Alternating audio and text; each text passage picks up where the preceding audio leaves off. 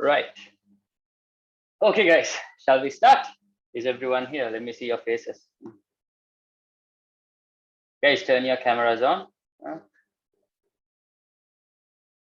Okay. Right. Right. Okay, guys. So today, a topic is welcome back. Seeing you all after a while. Right. Today, the topic is back pain. Backache. Now, today's topic, guys, is a little bit different. Now, our previous chapters, previous lessons I've done with y'all, what we usually do is we take a disease, right? We look at the risk factors, various etiologies, pathophysiologies, and then we go with the management and all of these things, right? Today's condition is not that. Backache is a viva, right? It's a viva long case in medicine, right? So what we are going to do is, when a patient presents to us with backache, how do we narrow down on the cause? So today we are not going to take backache as a main topic and describe pathophysiological mechanisms for just the word backache. No, because we cannot, right? Backache has 101 causes, right? So what we are going to do is we are going to take the most important causes, right? And the most common ones that you will meet in the clinic, and the ones that are coming for your exam. And then we will discuss a few mechanisms. Underline, we are not going to go into depth like previous chapters, right? Per disease, we are not going to take 1 or 2 hours of pathophysiology. And we are going to go to some extent, and we are going to just try to see how we can figure out what the condition is that is causing the back pain in the patient, right? So that's what we are going to do. That's why I told you all, if you all can, to print out the note, because there is a lot to discuss, guys. We cannot write everything down. If you all didn't print it out, it's okay, no problem. We'll just manage. Right. Let me share the screen. Tell me this, guys.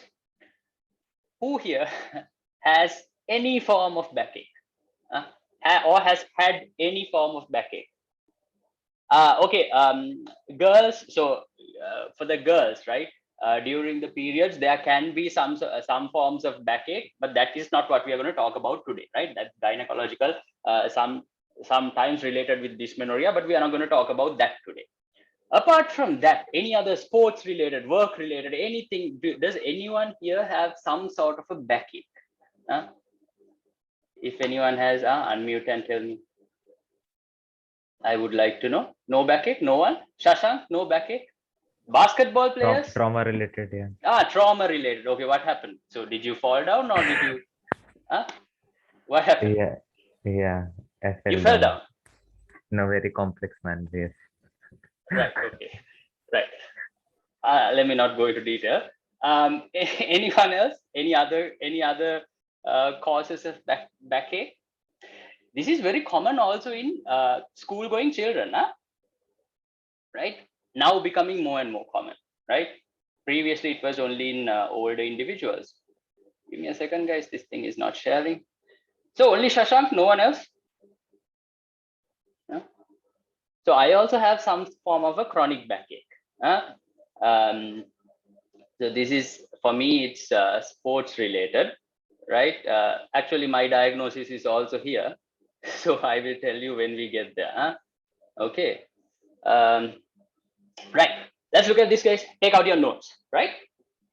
The first thing, right, before we dive deep into this backache, just some epidemiological points, guys, right? You all can write this down. Backache, this is the most common cause of sickness related work absenteeism. Okay, your sick leave, right? When you all are working somewhere in a company, you all take sick leave. This is the most common cause of sickness related work absenteeism. Okay, right?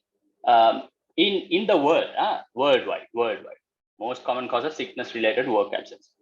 The next one is, guys, now backache has become an increasing burden, right, in long-term disability, right? Long-term disability, an increasing burden in long-term disability. Okay, increasing burden in long-term disability, right? The next one I want you all to know, guys, about 25% of the world's adult population has some form of a backache, right? About 25% of the entire world's population has some form of backache, right? And out of that, right? About 50%, about another 50% out of that 25%, out of that 25%, about half the people, right? They have back pain with recurrence within 1 year, right? Back pains with recurrence, right? With recurrence within 1 year. Okay. So this is why this is an issue. This is why this is an issue. And the other thing is, now as you will see today, there are multiple different causes. So as a doctor, right, it is your job to try and pinpoint what the problem is. Okay. Right. Okay. Now let's say, okay, patient comes into the ward. How are we going to approach this patient, right? The first thing, guys, what are you, when a patient comes to your clinical, and now today we'll have sort of a discussion. This is basically a clinical session. Okay, this is not a theory session today.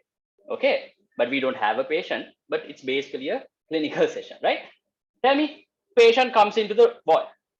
What is the first thing you're going to ask them? Yeah, unmute and talk. You introduce yourself first. Ask them what their main problem is. Chief Yeah. complaint. Okay. Okay. So now you imagine I am the patient, right? Now I come in. Okay.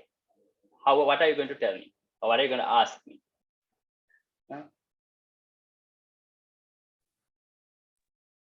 Anything? Sorry? Hey, I'm your doctor today. Please have a Okay. seat. Is there anything? Guys, okay. So now these kind of things. So in your Viva, right? In your Viva, when you're going to the patient, right? Usually in a Viva exam, what happens, guys? Patient is there and you're coming to the patient, right? And then you say, okay, I am your doctor today, right? My name is so and so, and I'm going to perform an examination or something on you. Now imagine, now we'll think, forget Viva exams for a while. Now think the clinical setting. You are a doctor, right? In your clinical practice, you're seated in your room. When the patient comes to you, is it necessary to say, I am your doctor today? No, nothing like that, right? So think the clinical setting. We'll use the clinical approach today, right? Okay, so the patient comes, okay, he knows that you're doctor so and so, right? Okay. All right. Now Nihal, he knows Hi, you're how are doctor you? now Nihal. Okay. Okay. Yeah. First thing I ask is what their chief complaint is. What is the main why they've come to visit me today? Right. Excellent. So the first thing you can ask is, why are you here today, right? What made you come to the clinic here today, right? So this is the first question to ask, right? Right? Why are you here today? Right. Now, Sri Lankan students in Sinhala, how would you ask this? Someone tell me. I have to make sure you all know these also, no, guys. Otherwise, big problem. Sri Lankan students, anyone? Shabib, how would you answer? How would you ask? What are you going to ask?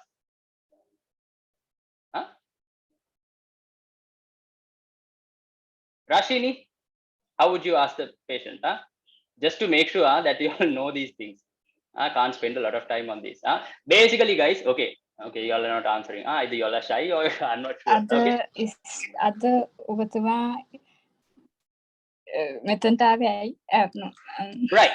Right. Okay. Here's the thing, right?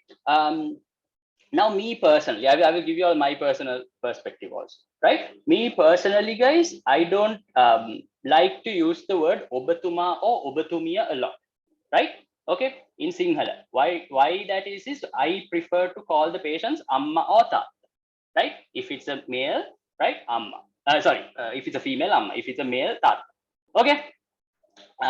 It's more of a respect sort of thing, guys. Okay, right, and kindness sort of thing. You can use obatumia, not an issue, but that is my preferred thing. And you can ask, right?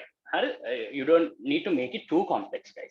Right? So if it's a male patient coming, I would ask, Tata yadave, mukadda prashne, right? Mukadda prashne, right? Something like that. Use your tone. Use your tone.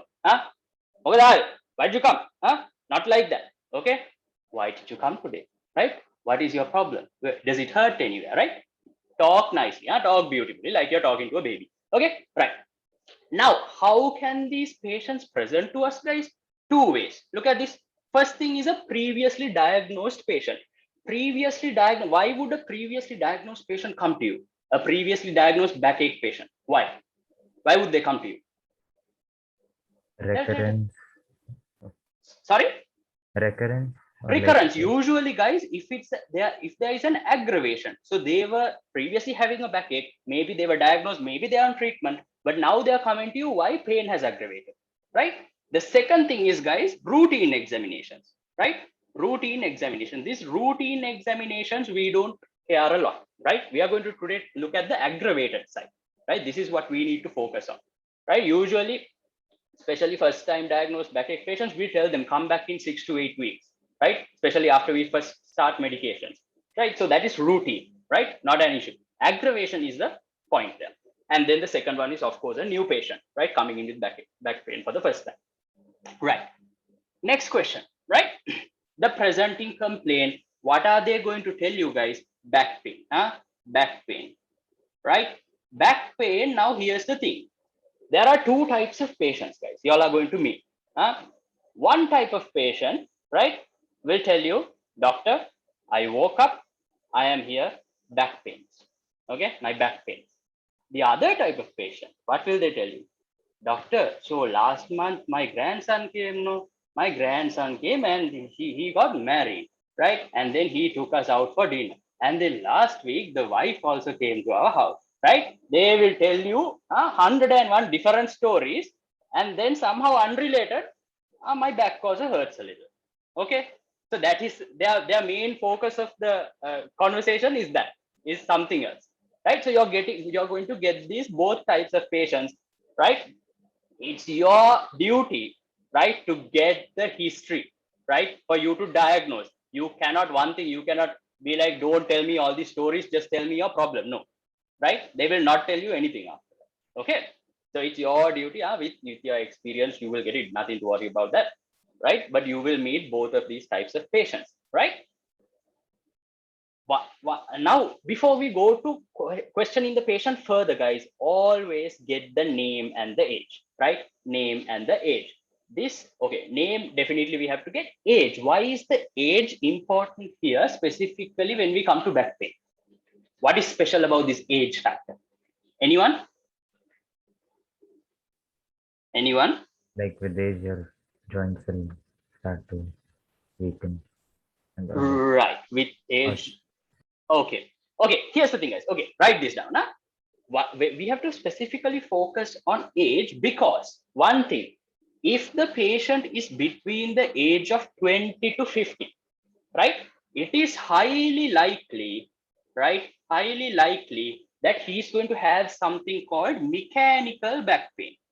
Mechanical back pain. This, don't worry, we are going to go into the classification, right? I will teach you all what is mechanical, what is non-mechanical. We'll talk about all of that. But if they are within the age group of 20 to 50, right, it is highly likely that they have a mechanical sort of back pain, mechanical back pain, right? Then what if it is a very young patient, somewhere between the age of teenage to around the age of 30? What should first come to your mind if a patient of this age group comes to the clinic complaining of a back pain? Trauma related. Trauma related, guys. Now obviously if they come in the ambulance after an accident or something, yes, right, that is the trauma, right? Definitely don't consider anything else then, correct? But if a patient is just walking in, right, he just walks in around the age of, let's say, 18, right? At that age, guys, ankylosing spondylitis, right, this is your primary, you have to consider this first. Okay, right? Young adult or teenage, right? Especially, guys, young adult or teenage, which sex for ankylosing spondylitis? Males or females? Males. Good, males, right? Okay, then the next thing, guys, what if the patient is greater than 55 years of age? What should you suspect once we reach this age group? What should you suspect? Okay, osteoarthritis, yes, correct. A little bit more of a dangerous condition. Cancers, guys, you have to consider the possibility of cancers, because as opposed to a younger patient, right, there is a higher chance of an older person suffering from a cancer, and these cancers are a little bit of a dangerous problem, right? So here we have to consider something called multiple myeloma, guys. Don't worry, I will teach this to you all today, right? This is a hematological chapter. We'll discuss what's necessary for rheumatology. Okay, multiple myeloma. Okay, right. Then now we still haven't taken the history of the presenting complaint. Huh? We still haven't taken the history of the presenting complaint. Before we go to the history of the presenting complaint, guys, while we are taking that history and while we are even doing the physical examination, there are certain things for us to keep in mind, right? The first one are these red flag signs of back pain, right? Red flag signs of back pain, right? Look at this: onset less than the age of 20 or greater than 55, right? Now if it is less than 20, what is one of our first things? Ankylosing spondylitis, right? But what if it is even below, let's say around 10 12 years of age? There might be some anatomical problem, congenital problems, right? Now why you have to focus here, guys? Tell me this. Okay, let's say you're getting a 12-year-old, okay, let's say even less, let's say 10-year-old boy, right? Mother is bringing with persistent back pain, right? Why should you manage this quickly? It's a very vague question, but just think about, yes. Can be corrected before the growth plate. Excellent, excellent, right? You all know, especially anatomical deformities, right? You all know the growth plate closes towards the end of puberty, right? We have discussed this even in our acromegaly class, right? Endocrinology. What happens, guys? What is our primary objective is to try and correct any sort of anatomical deformity like that before the end of puberty in that child, right?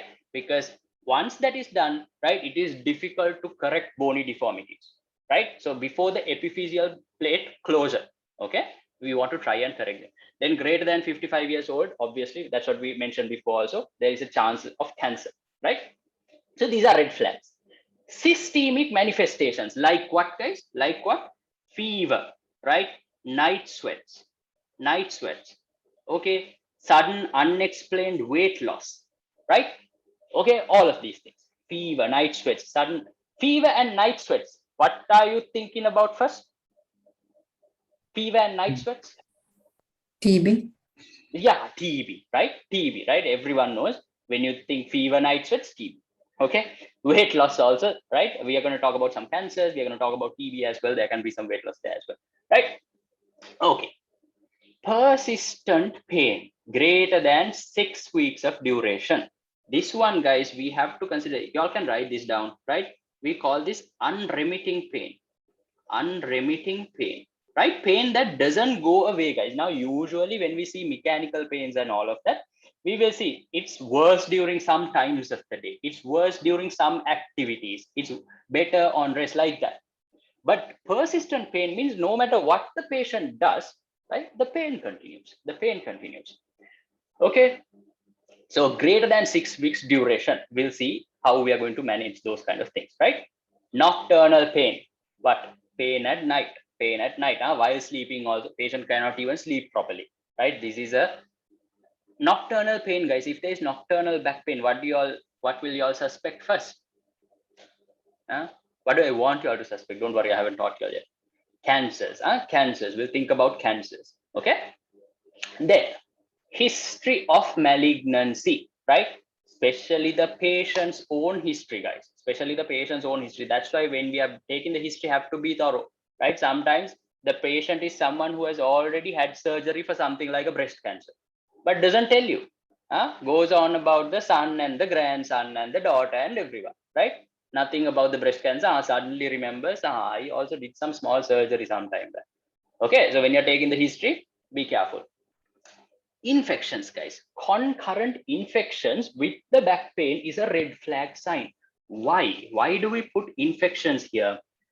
This indicates, guys, there can be, not always, not 100%, there can be an immunocompromised state. Immunocompromised state, right? Immunocompromised state. So this can be due to certain diseases like AIDS or something like that, or iatrogenic causes, certain drugs that cause immune suppression, right? It can be either of the two. Whatever said and done, if there is an infection with the back pain, right, it is dangerous because we will see there are some things called osteomyelitis that we're going to talk about, right? It's a little bit of a dangerous condition, right? Then look at this, loss of bladder or bowel control. When you hear loss of bladder or bowel control, and or you can put plus or minus there, right? Plus or minus, sometimes both will be gone. Okay, what do I want you all to think? Where is the problem? Where is the problem? Autonomic nervous system. Sorry, I did Autonomic not. nervous system. Fine. Yes, correct. I want you all to think something wrong with the spinal cord, right? Something wrong with the spinal cord, right? We'll see exactly where and what is happening. Okay, especially the sacral area, guys. Okay, spinal cord issues, right? Then interscapular back pain. What is this interscapular back pain, guys? You all know your scapulas are here, huh? In the middle, right? Exactly in the middle between your scapulas, there can be pain. What is this? Why is this a red flag sign? Huh? Anyone? Seniors who have done surgery? Where do you get? Aortic dissection. Yes, aortic dissection, guys. Aortic dissection. This is a known phenomenon. There is pain radiating directly to the back, guys. Right? Aortic dissection. Okay, this is a medical emergency, right?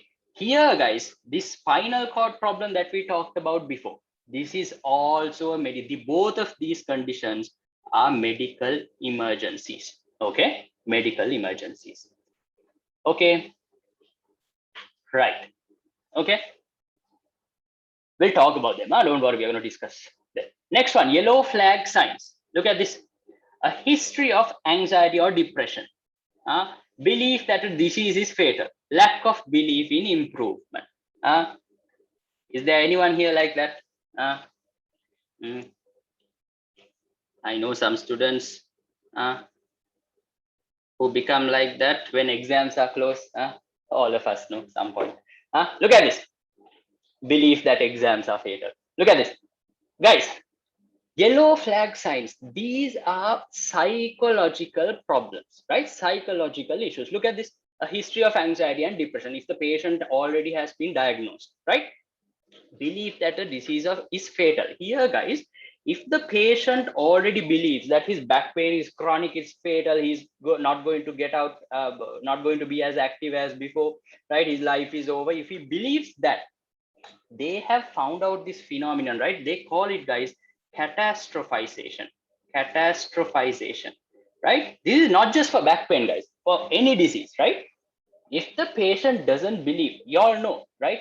When it comes to health, guys, physical and mental work together, right? When it comes to health, right? So once the mental aspect drops, right, majority of your healing ability is gone. Okay, right? These are known phenomena with research back. This catastrophization means what, guys? The patient thinks, okay, that's it. My life is over, right? And what happens in terms of back pain, right? They start avoiding activity. Now, you all know when we talked about rheumatologic things, where in the management, there are some places we have to give some sort of a rest, right? For certain amounts of time. But for any of the conditions, is long-term bed rest recommended? Not anymore. That was the old days. Old days, they used to say, wait in the bed for months. What did they find out? That is actually worsening all these conditions, be it osteoarthritis, be it whatever, right? There should be some sort of activity always, right, to maintain muscle tone, right? To maintain muscle tone, right? Lack of belief in improvement, same thing, guys. What are they going to do? They are going to adopt, right, a passive approach. They are going to think, taking some tablets, taking the medications will do it, right? And I'm just going to stay, right? So they are going to go for a passive approach, right? Expecting to cure the disease rather than an active one, rather than active. Okay, rather than active. Now, right? Look at this. Now, just by looking at this red flag and yellow flag, can someone tell me what is the difference here, right? About these red flags and yellow flags. What do you all think? Huh? The severity.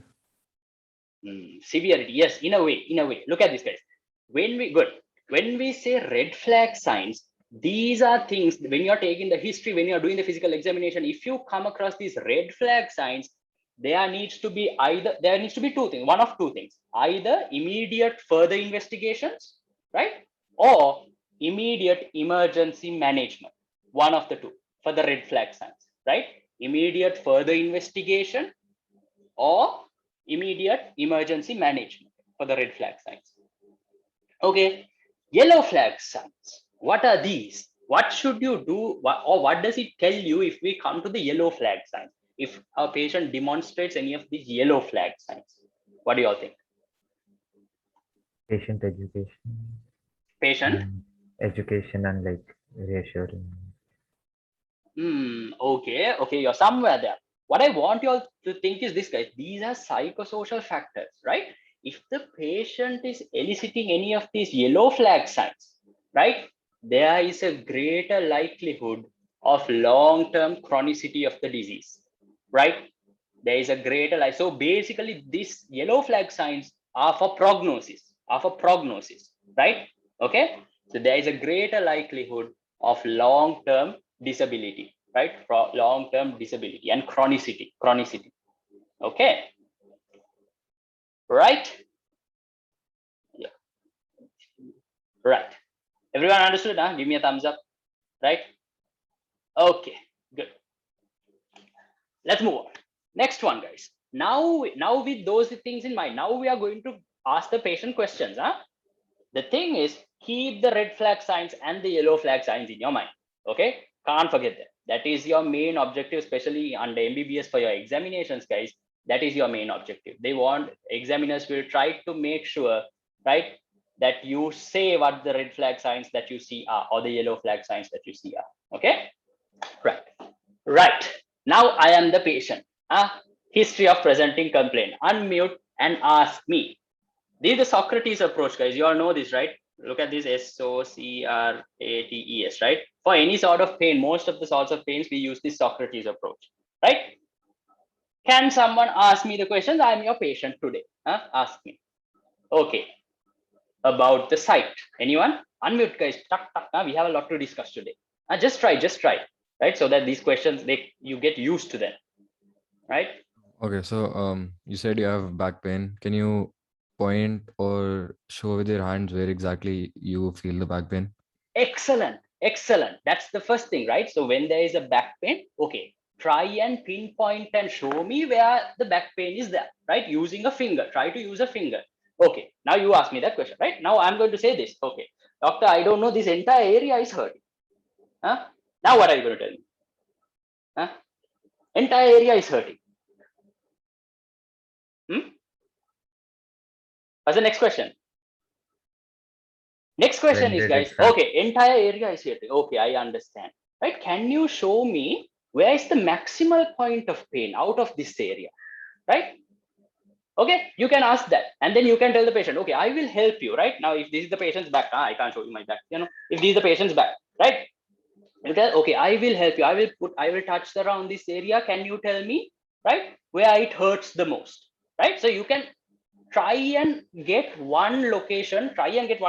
Sometimes, guys, there you cannot do it. Sometimes the patients, a lot of places will be affected. We'll see those kind of conditions in our topic today, right? But most of the time there will be an isolated one location. Okay, right? That's the first thing about the site, right? Good. Onset. Okay, ask me. What are you all going to ask? Ask. Can you tell when the pain started, or how the pain started, if it was sudden or if it was over a long period of time? Good. Sudden or gradual, right? This is what we want to ask. Guys, for the onset, right? For most of your pain-related conditions, one of the best ways to ask it is, what were you doing when you first noticed the pain? right? This is one of the best ways to ask it. Why? If the pain was a very gradual, progressive thing, the patient will not be able to tell you one particular event that he was doing, right? He say, I don't know, doctor, now since a few days it's pain, right? But if it's an acute pain, what will he say? He will remember precisely what he was doing. Doctor, I was trying to lift this. I was trying to reach that, right? I was trying to get onto the vehicle, right? So one of the best ways to ask about onset is, because sometimes guys, when you ask them, was it gradual, did it come slowly, or did it suddenly come? Sometimes they cannot say. The best way is to ask that, right? What were you doing when you first noticed the pain? Okay, what were you doing? Right. Then character. Okay, ask me, what are you going to ask? Is the pain like sharp pain or is it dull? And Right. Sharp pain, not dull. Guys, now look at this. Some patients, when you, the moment you say the word sharp pain, when you say dull pain, they will understand. They will understand. But some of them won't get it, guys. Won't get it. In that sort of a situation, what can you say? You can use examples, right? Does it feel like someone is stabbing you with a knife? Does it feel like there is a very heaviness in the area? That is for a very tightening sort of pain, right? You can use examples and try to get the word out of the patient, because sometimes they will not be able to tell you if it's sharp, if it's dull. They don't know, especially older individuals, guys. It's a little difficult. Okay, it's up to you to get the proper thing, right? Because the different types of pains in the back, today we will see there are colicky pains, there are crushing type, stabbing type, tearing pains. We'll talk about all of this today. So it's your duty as the doctor to get the word out of the patient. Okay, right. Next thing, radiation. Okay, what are you going to ask? Where the pain has started, has it spread to any other parts of the body? Do you Yes. feel like it hurts anywhere else? Excellent, excellent. Do you feel like it? That's excellent, right? You can say whenever you feel the pain. Sometimes, most of the time, guys, it's not a chronic, it's not a unremitting pain. This unremitting pain is a red flag sign, right? Most of the time, the pain comes and goes. Sometimes it comes for about 2-3 days and then disappears. So you can ask, whenever you feel this back pain, does anywhere else in your body also hurt, right? Or do you feel a radiating type of pain from the back to somewhere else, right? Especially you can ask from the back to your leg, right? This is an indication of sciatica, right? We'll talk about that, right? Then you can ask questions like that, right? Associations. What are these associations, guys? What are these? What are these associations? like along with the pain, is there any other symptom? Yes. Any other what? Fever. Sorry, guys. Fever. Okay. Right. Okay. Yeah. Okay. So no need to specifically ask about fever, right? But what you can ask is, okay, tell me anything else about your pain, right? When you have this pain, do you have any other ailment in your body, right? Does it hurt anywhere else? Do you have any other signs of cough, fever, whatever, right? You can don't put one thing specifically, just tell the patient to describe the pain to you, right? Then he will tell you, right? When there is this pain here, doctor, sometimes at night I cough, right? Sometimes at night I can't sleep, right? He will tell you various things, right? The associations you're trying to get, right? Other manifestations, guys, that might point you to a diagnosis. Okay, that's what we are looking for in this association. Okay, time course. What are you going to ask about the time course? What is time Like when course? The duration. Duration, yes. More than the duration, what I want you all to think about is, guys, any patterns, right? Is it worse during what time of the day, right? Okay, and better during what time of the day? Duration also, yes, you can ask for how long you've been having the pain. Yes, you can ask, right? Pay attention to the duration of the day that the pain is worse. Okay, pain is worse. Then next one, exacerbating or relieving factors. What can you ask? What can you ask? when does the pain like worsen and when does it like start? Like Now, when when is the doing time? particular actions, Yes, doing particular any actions. particular movements, any particular activities, right? And if the patient says, guys, yes, when I play this when I do this sport, then you can ask him about his sporting history also. Have you had any injuries like this before, right? Or sometimes this might bring out their occupational side. Maybe they'll tell you, okay, I lift this much of bags of cement a day, right? They will tell you. So anything that is exacerbating or relieving based on the patient's physical activity, okay? Any particular movements, any activities, right? Is it worse on rest sometimes, right? Or is it better on rest? All of these you can ask. Okay, severity, guys. How do you ask the severity? How do you ask the severity of the pain? Scale of 1 to 10. Pain scale. 1. Yes, pain scale, 1 to 10. Sometimes you all know there is a small strip with the face, and you can ask the patient to use his finger and show which one. Okay, you can use that, or just you can say on a scale of 1 to 10, how would you rate your pain, right? Why are we asking about the severity, guys? Why? Quality of life, right? We want to see, right, how far this pain is affecting this patient, right? Okay, because there are some back pains, guys, that cannot be healed unless you go for surgeries. So in those kind of a situation, we want to assess how much the back pain is affecting the patient's life, right? If it is too much, then we consider surgery. Okay, so that's another thing to note there, right? Right. Is this clear up to this point? Give me a thumbs up. Let me see your faces. Yeah, right. Excellent. Right. Okay. Now, guys, what we'll do is we'll look at the causes. There are multiple causes. Now, guys, I have left this space for you all here. You all can write the classification in this way. I'm going to take another page because otherwise you all will be reading upside down.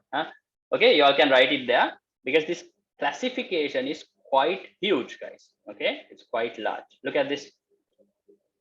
Let's take a look at this classification. How are we going to classify? First of all, guys, now why we are classifying this is we are going to look at what are the causes, right? What causes the back pain? And then next thing we will do is how to identify those causes. That's the next part of our lecture. First thing, right? Look at this, guys. Back pain. When we take back pain, guys, right? We are mainly dividing it into two. Right? One is non-mechanical, right? The other one is mechanical, right? Non-mechanical and mechanical. Okay. Right? These are the two main entities. There is a third entity. We will add that after this, after completing these two main ones. Okay. This is the most important ones. Okay. Look at this, guys. First of all, out of these two, guys, I want you all to know about 80% of the cases are mechanical, right? About 80% of the cases are mechanical. About another 15 to 20% is the non-mechanical one. It's the non-mechanical one, right? So mechanical is more common, right? We'll look at this non-mechanical one first, guys. When we consider the non-mechanical types of back pains, right?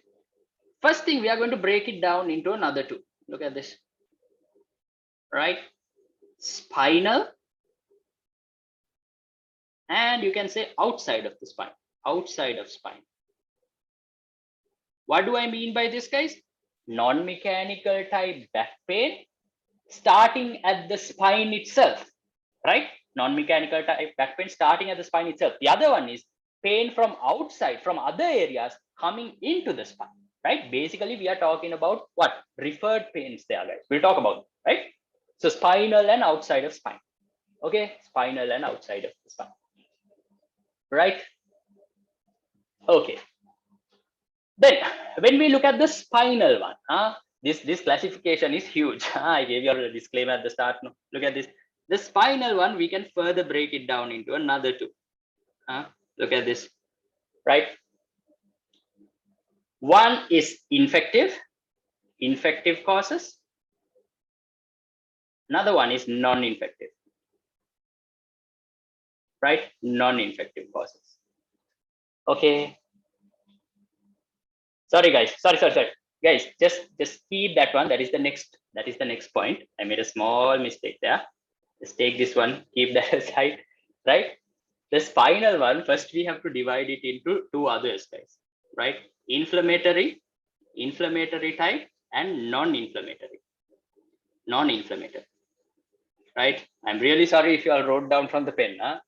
Okay, right? And this inflammatory one is what we divide into the infective or the non-infective, like this. Okay, this is how it is. Okay, right? So spinal, that means within the spinal region itself, the pain is starting. We divide that into inflammatory or non-inflammatory. The inflammatory one, we can further divide it into infective or non-infective causes. Okay, right. Okay, just a little bit low. Okay, right. Okay.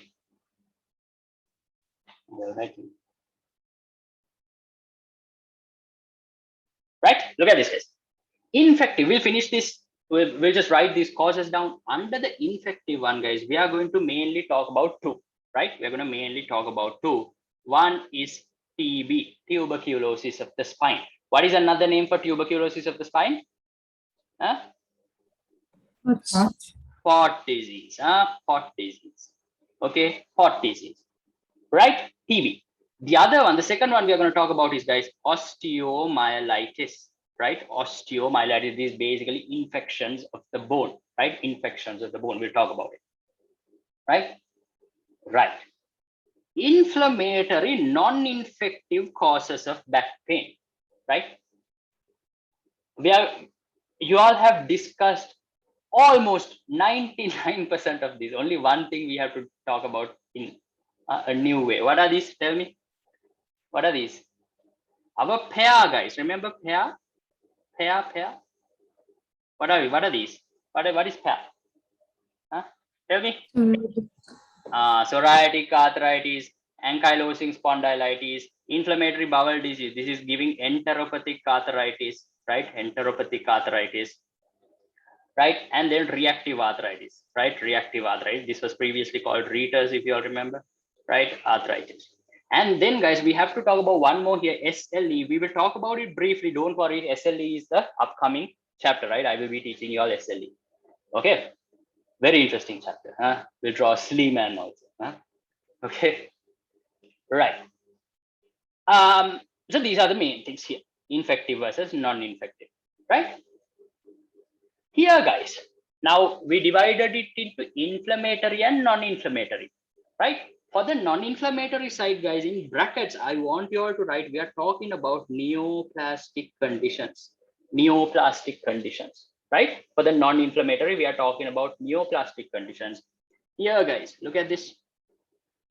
When you say neoplastic, what do we have? Benign tumors, and malignant tumors, right? Benign, just leave it like that. We will see why, right? Benign tumors are very rare, right? Of the spine itself, originating from the spine itself is very rare. Malignant ones is the one we are going to talk about today a lot, guys, right? Look at this. We are going to look at two things, right? Primary malignancies of the spine. What do we mean by primary malignancy? A malignancy that is starting from the spine itself, right? That is onsetting, the point of onset is the spine itself. And there are secondary. What do we mean by secondary? These are our metastasis, right? Metastatic disease, right? The primary ones, guys. The primary one we are going to, there are multiple, but the main one for MBBS that we need is multiple myeloma. Okay, multiple myeloma. Okay, originating from the vertebral column itself, right? Talk about it, right? Right. We'll come to this outside of the spine story. Non-mechanical back pain coming from outside of the, let me bring that a little bit more down here, somewhere here. Right. Non-mechanical type of back pain coming from outside of the spine. Look at this, guys. Here we are going to talk about mainly three things. Look at this. One thing is visceral pain, guys. Visceral pains from other organs, pain coming from other organs, right? Visceral, right? The second one is vascular due to certain vascular conditions that we're going to talk about, right? And the last one is gynecological. Gynecological, we are not going to discuss, guys, but we will mention like a sentence about it. Okay, right? Look at this. Under these visceral ones, guys, under the visceral ones, right? We're going to talk about a few, right? First one, now look at this. Peptic ulcer disease. I taught this chapter. Students who came to the GI module, I'm going to ask you all some questions today. Okay, right. Peptic ulcer disease. I hope you all remember. Right. Second, don't worry. Right. Second one, carcinoma of the pancreas. Carcinoma of pancreas. Right. Carcinoma of pancreas. Second one, guys. Third one, guys. Carcinoma of the rectum.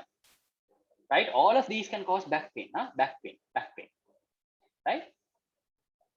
Then the next one is, guys, we are going to talk about the kidney, some renal involvement. In the kidney, we are going to focus on two things, right? One is carcinoma of the kidney, renal, right? Cancers originating from the kidney. Other one is, guys, inflammatory conditions, right? What are we talking about here, right? We'll come to that. Inflammatory conditions. Just leave it for now. Right? Vascular. What are we going to talk about here, guys? Aortic dissection, especially after a aneurysmal rupture, right? We'll talk about this, right? How this is going to radiate to the back, right? Aortic dissection. Gynecology, just leave it there, right? We will mention about one sentence when we discuss it. That's it, right? Then that is for the non-mechanical, guys. See how many causes just for the non-mechanical. Still not done, right? Now we come to the mechanical type back pain. Let's come to this mechanical type back pain, guys. Right? This one, we are going to divide it into first three things. Look at this. Right? Degenerative back pain, degenerative type mechanical back pain, right? You'll already know this, but let's get it.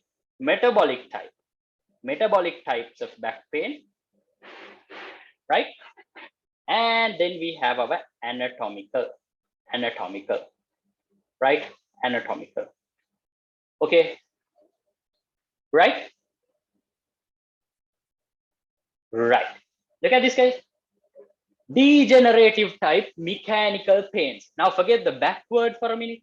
Degenerative type diseases that can cause mechanical pain, mechanical type of pain. Tell me one chapter. Okay. Yes, osteoarthritis.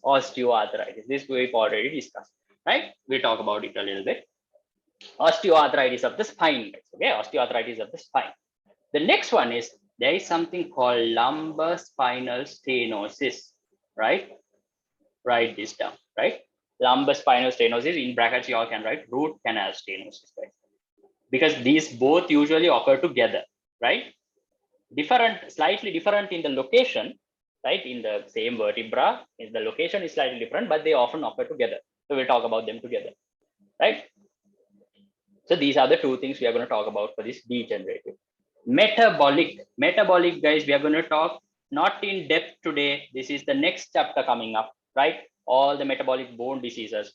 We're going to talk about three things: osteoporosis, osteomalacia, and Paget's disease. We'll just discuss a little bit about their relationship with back pain. We're not going to go into depth because this is the next chapter in our module. Okay, right. Anatomical. Look at this anatomical one, guys. Here we are going to talk about several things. Look at this first one. There is something called a slipped disc, guys. Slipped disc. What's the fancy name for this? What is the fancy name for this?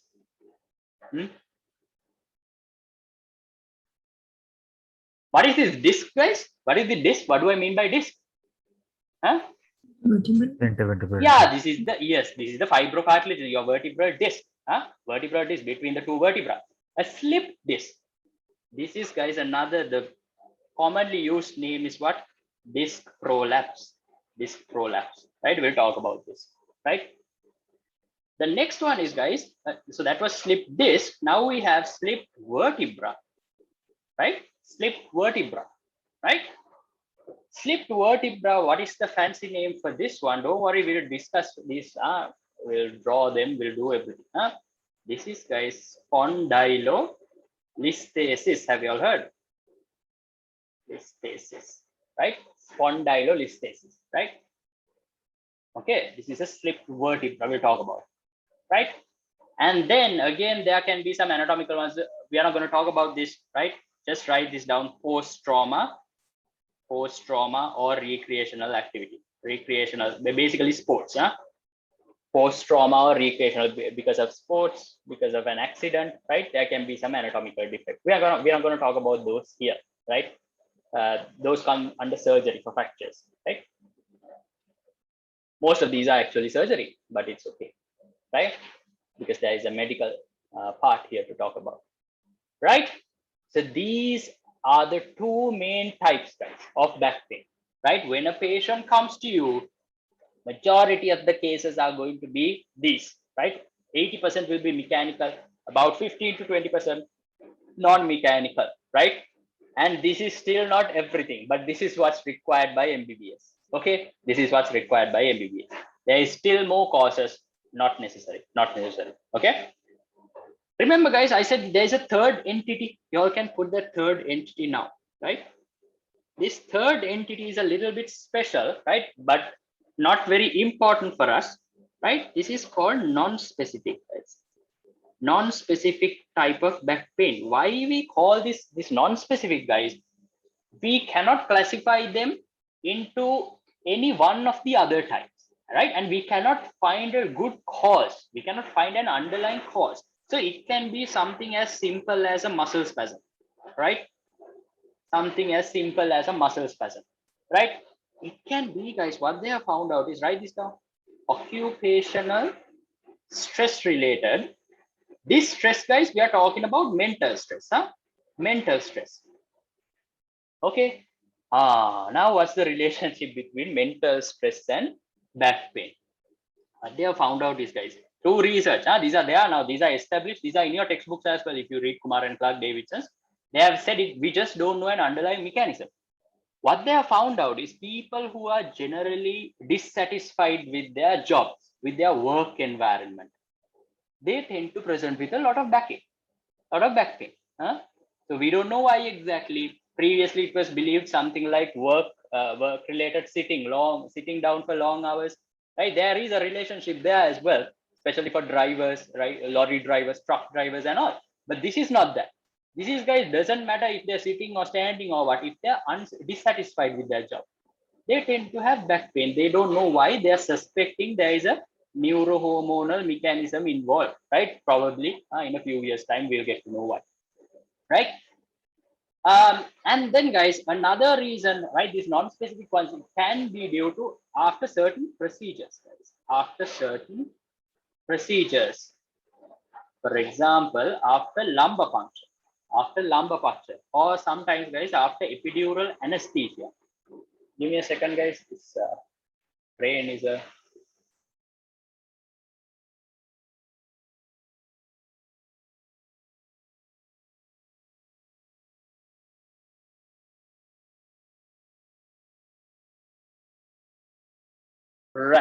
right after certain procedures, right? Lumbar punctures, epidural anesthesia, whatever, right? Sometimes, guys, these abscess removals and all, you all know, you have sometimes they give epidural anesthesia, right, for drainage, right? After a while, the abscess is gone, everything fine, patient cured, but where they got the epidural anesthesia, that area hurts, right, for about a month sometimes or more, right? So can happen, possible. So these are these non-specific ones, guys. We are not going to talk about these, right? We are going to mainly focus on the mechanical and the non-mechanical ones. Okay, right? Clear? This classification, frame it and keep it, right? If you all can get it into like a small card shape size, will help you all a lot in your ward rounds. I used to use this a lot. Okay. Right. Now, so that is about the classification. Now we'll go into one by one, guys, to try and find out when the patient is presenting to us, how to identify which one is the cause, how to weed out the impossibilities, right? How to narrow down on a diagnosis. This is what we are going to do. So we are going to look at one by one these conditions, right? We are not going to go into too much depth, right? Because that is not our chapter today, right? What we are going to do is try to identify some key points, some key features of each of these conditions that we can use to pinpoint the diagnosis, right? Okay, let's go. First one, non-mechanical backache, right? We'll come to this non-mechanical. We are coming to the non-infective inflammatory causes, right? This is based on our classification. Now we are going one by one, right? Right. These non-infective inflammatory causes, guys, when do we suspect these? When to suspect these? First thing, if it is a young patient, especially young as in teenage, can be ankylosing spondylitis, or usually under the age of 45, guys, under the age of 40, we say, right? For ankylosing spondylitis, you all know it's about the teenage to 30, right? So usually if it's a younger patient, less than the age of 40, we can suspect this.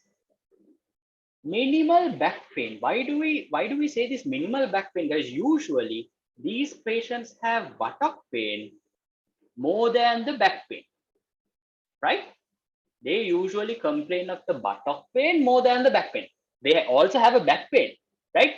But what they feel more is the buttock pain, right? Okay, you all might have seen these in this psoriatic arthritis. They can all have buttock pain as well, right? Right. Long duration of morning stiffness, guys, specifically lasting more than about an hour, right? More than 1 hour. Now look at this. When you hear morning stiffness, long duration, greater than 1 hour, what are you first going to think? What are you first going to think? Forget backache. When you just hear those words, what are you first going to think? Inflammation. Yes, inflammatory, most likely something like rheumatoid arthritis can be. What about osteoarthritis? What do you all know about osteoarthritis, about the morning stiffness? Less than 30 minutes. Yes, usually less than, maximum 20 to 30 minutes. Less than 30 most of the time, right? Less than 30. Now here also, guys, the backache, right? Sometimes it can come with this greater than 1 hour. So you're going to think of the inflammatory causes, right? Inflammatory causes. You can leave out the mechanical causes a little bit. Okay. Look at this. Next one. Family history, guys. Family history for what? In the case of these conditions. Family history for what? We are specifically looking, guys, right? Psoriasis or IBD. IBD, right? Psoriasis or IBD, right? These are basically what we are looking for, right? Right. Y'all can write another one here, guys. Put another one here, right? Asymmetrical involvement. Asymmetrical, right? You can say asymmetrical swelling of fingers and toes. Fingers and toes, right? You all might have seen something called dactylitis. We'll talk about those, we'll mention those. But these are the basic things, right, for you to suspect that this might be an inflammatory cause, right? This might be an inflammatory cause. Now we'll go one by one. These things, you all already know these guys, just to refresh your memory, right? Ankylosing spondylitis, you all know it is common in young adult males, right? Usually teenage to 30 years of age, right? 30 years of age. Pain in the buttock plus or minus back. Usually buttock will be a little bit more severe than the back, right? They'll feel the buttock one a little bit more, right? They can also have, guys, what? Stiffness in the morning. Stiffness in the morning. This stiffness, right? Does it stay throughout the day?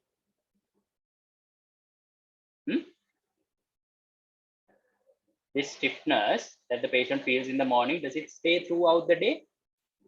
No. No. Why? When? How does it go? When does it go away? With activity. Yeah, with activity. With activity. This, you all know this. with activity, these inflammatory type things can reduce. You all must have studied about the cortisol secretions throughout the night and all of those things. Huh? Right. Then non-spinal complications, you can look for these in your physical examination with ankylosing spondylitis. Can someone tell me? Now you should come to your mind. What are the non-spinal problems that you can see in an ankylosing spondylitis patient? Recall. Anterior uveitis. Yes, good. Anterior uveitis. Anything else?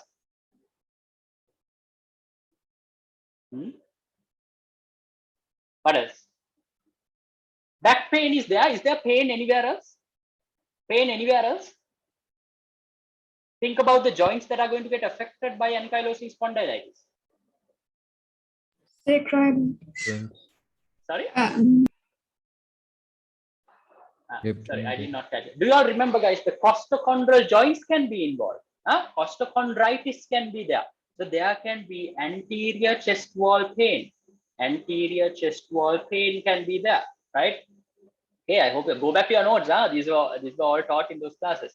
Then, if you do a respiratory exam, if you do a pulmonary function test, what are you going to see?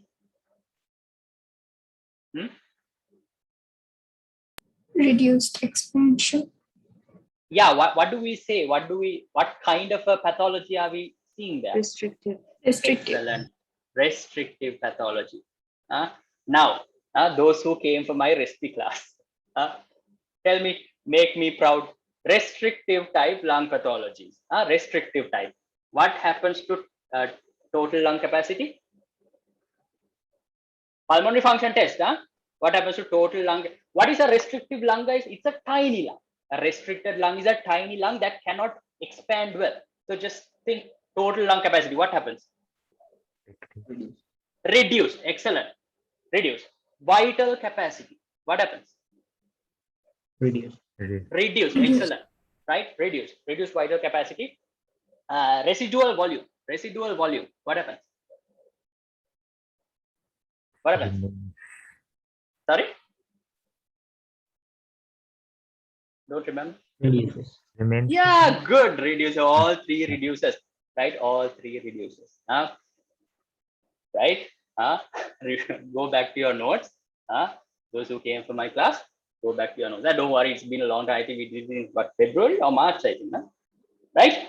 Just go back, make the connection. It's okay if you all have forgotten. That is normal. Right? You will forget anyway after a few weeks. Right? Just go back and refresh your memory. Right? Then examination, Showbus test, positive. You all have already discussed how to do the Showbus test in detail, right? What are we looking for here, guys? In a normal person, when you do the Showbus test, usually what is the normal length there? The normal length? What is it usually? 20. Yeah, greater than or equals to 20, we say. Greater than or equals to 20 centimeter. If the Showbus test is positive, what is happening? This length reduces. Usually it goes less than 20, guys. It's less than 20, usually around the 15 to 20 range. 15 to 20 range, right? Centimeters. Now, students, if you all miss Sasanga's class, don't worry. You all can watch the restream and catch up. All of these have been discussed there, right? Okay, psoriatic arthritis, right? We are going through these ones quickly, guys, because no need to discuss these again, right? So psoriatic arthritis patients also can present with back pain. What are you going to look for to try and pinpoint a diagnosis of psoriatic arthritis, right? What is the first thing? A family history, right? We all know psoriatic arthritis has a strong family history, right? Psoriatic skin lesion. Can someone tell me the features of the skin lesion? Psoriatic skin lesion. What does it look like? What is it like? What do you see there? This lesion with whitish or silverish scales. Yes, the silvery scales. Good. Silvery scales. What else? And there is Pinpoint bleeding. Yeah. Pinpoint bleeding. Good. Raised lesion. Yes, a raised lesion. This pinpoint bleeding, guys, it's given a special name. Do you all remember? What is it called? Auspitz. Auspitz. Good. Right. So you look for these things. Small joint involvement, especially of the hands, guys. Which joints are involved more? Distal interphalangeal or proximal interphalangeal? Who is involved more? Proximal. Distal. Yes, distal interphalangeal involved more than the proximal interphalangeal, right? Okay, and what is one special feature in the fingers you can see? What can you see? Sausage. Sausage fingers, huh? No, don't ever say that in your vivas, huh? Dactylitis.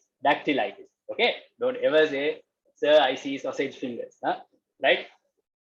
Okay, right. Dactylitis, yeah, sausage-like fingers, huh? Good. Then next thing, enteropathic arthritis. What is this, guys? Basically, we are looking for IBD, right? IBD, if the patient has any manifestations of IBD, right? We can relate it to enteropathic arthritis, right? Again, you all know there can be a family history. What are some of the prominent manifestations we are looking for here, guys? Right? Students who came for my IBD class, huh? Go back and look, huh? Right? Prominent ones, guys: bloody or mucoid diarrhea, right? Bloody or mucoid diarrhea. Okay. Oral ulcers. Oral ulcers. What are the two entities of IBD? Ulcerative colitis and Crohn's. Crohn's, right. Where do you see oral ulcers? Which of the two?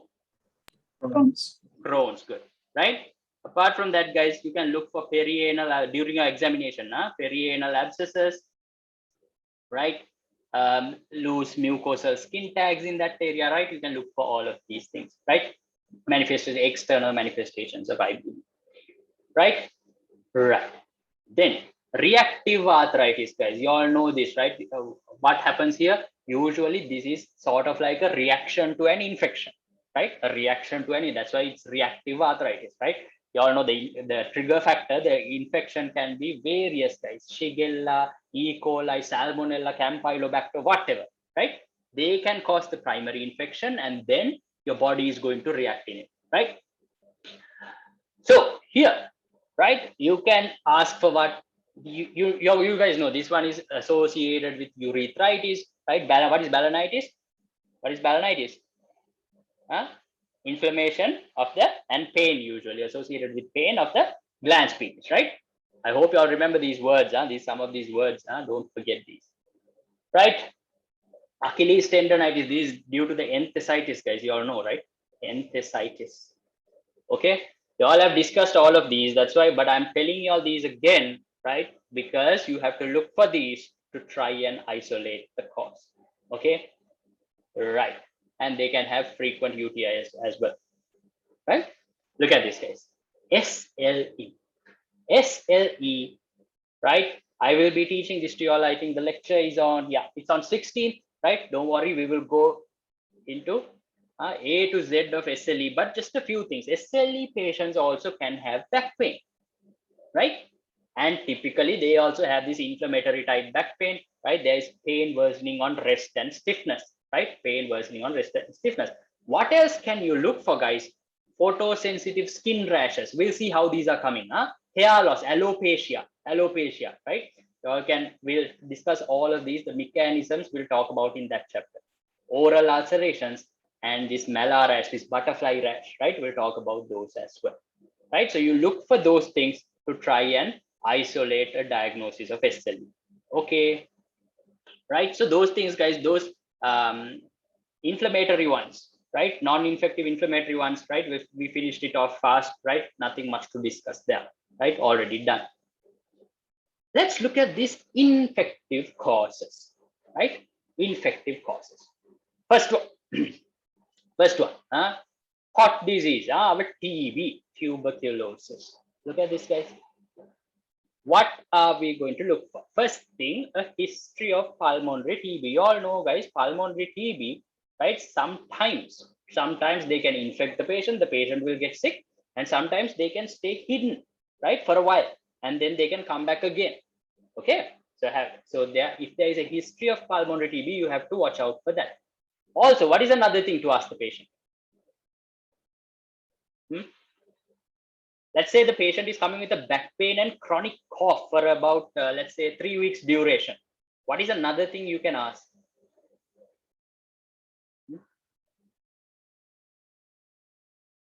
Nothing about the patient, something else in the environment. TB is what sort of a disease, guys? It's a highly infectious disease, right? Right? So it is highly likely of what? If someone comes to you, that patient, wherever he lives, that community, there is likely to be other cases of TB as well, right? So you can ask, is anyone in your area suffering from a similar condition, right? So you can get a history like that. Okay, so remember those things. Fever and malaise, yes, right? Chronic cough, guys, you can put plus or minus what? Hemoptysis, right? Coughing up blood, right? Chronic cough, sometimes with hemoptysis, right? Night sweats, yes, right? Night sweats. And then, guys, we can have this thing, hot spondylosis. We'll talk about this a little, right? This is when the tuberculosis, when the bacterium comes, reaches your spine, right? What happens, right? Let's look at this, guys. Now, first thing, how is it going to come here, guys? You all know now, if this is a person, let's say this is his lung, right? His spinal cord is here, right? How is this TB going to come from the lung to the spinal cord? That's the first question. The most common route is, guys, via the blood. It comes to blood vessels, and then from there, this is what we call hematogenous route, right? Hematogenous route. That is the most common way that the bacterium can reach your spine. Okay, right. Now we'll see what happens when he reaches the spine, right? Let's take a little bit of a zoomed in view, right? Let's look at this spine a little bit, right? I will just draw two vertebra for you all to get an idea. Right, something like that. Right, something like this, right?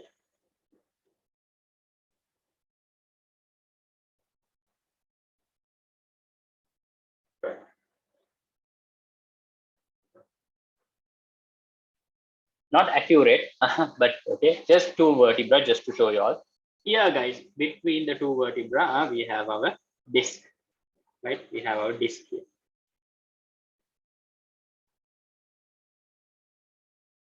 Right? This is the intervertebral disc, right? Okay. Right. Look at this, guys.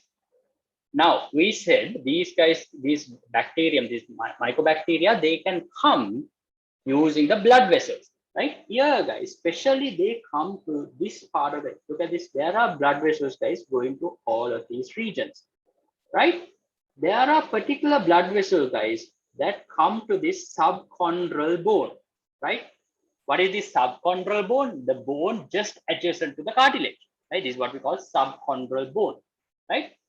Okay, this side and same with this side also, right? To the subchondral bone, right? Something like that, right? These are called, guys, paradiscal vessels. Paradiscal vessels, right? Understandable, no? The disc is in the middle. On either side of the disc, on top and bottom of the disc, these vessels are there, right, at the bone, right? Paradiscal vessels. So through these paradiscal vessels, this pathogen enters this area, right? Pathogen enters this area, right? This subchondral bone. Pathogen enters this subchondral bone, right? Once the pathogen enters the subchondral bone, guys, it does two things. It can do two things, right? Look at this. First thing, right? It can cause direct damage to the bone, right? Direct damage to bone, right?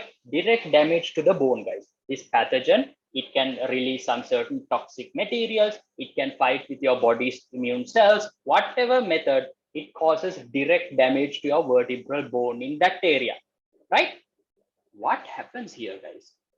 Because of this, right, there tends to be, right, a particular type of fracture that can occur here, guys. We call it a wedge fracture, a wedge fracture in the vertebra. Look at this. It looks something like this, guys. Now let's say this was the vertebra, right? This was the vertebra, right? The pathogen came, guys. It tends to disintegrate a portion like this, right? So there is sort of like a wedge remaining here, right? This is like a wedge, right? Now, after a while, what will happen? The same bone, you will see it, right? But it will be something like, okay, these ones will be gone after disintegration, after the fracture happens, these will be gone, and that wedge-shaped vertebra will be remain, right? Wedge-shaped vertebra will be remaining. What is this going to do, guys? The vertebral column is going to collapse anteriorly. Look at this, guys. I have put a picture for you. Look at this. Can you all see this? This is the wedge defect, right? The wedge deformity due to TB, right? Due to pot disease, right? What happens, guys? Because of this, the entire spinal cord gets a severe kyphosis, right? I have put a picture for you all here. Look at this boy, right? Look at this patient.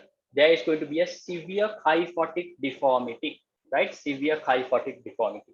Okay, because of this wedge-shaped fracture, right? Wedge deformity, wedge defect. Okay, right. So that is one thing. That is one thing. The second thing is, guys, now you all know when the mic, let me take this a little bit here. Right. The second thing I want you all to know, when this pathogen comes here, guys, now it's going to start fighting with your immune cells, right? It's going to start fighting with your immune cells. You all know TB is known to form granulomas and all of these things, right? So there can be granulation tissue,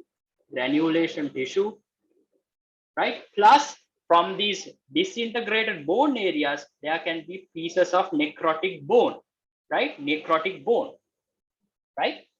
Now this granulation tissue and necrotic bone, guys, they can move to other areas. How do they move, right? How do they move? They don't have special appendages to move. They are just necrotic tissue. They're just granulation tissue.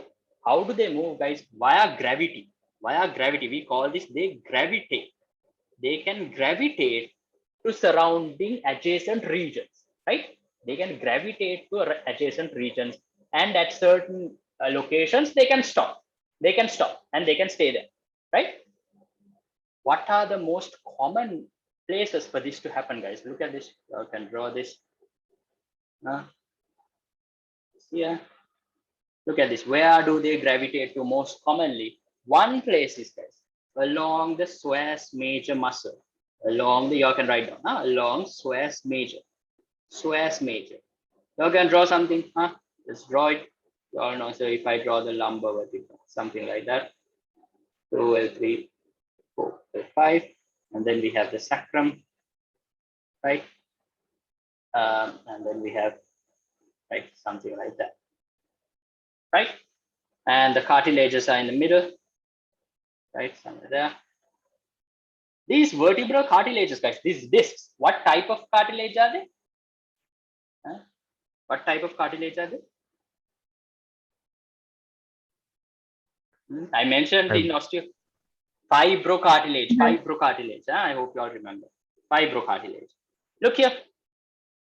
This psoas major muscle, guys, you all know it comes from some L1, L2, L3, L4 also, right? Comes all the way like this. This is the psoas, this is your psoas muscle. Where does the psoas muscle go and psoas major muscle go and insert itself to? Anatomy. What is this big bone here? This is the femur, right? In the femur, guys, the lesser trochanter, right? The lesser trochanter. I hope you all remember. Yes, good, right? There's a structure there, so this will come and insert here, right?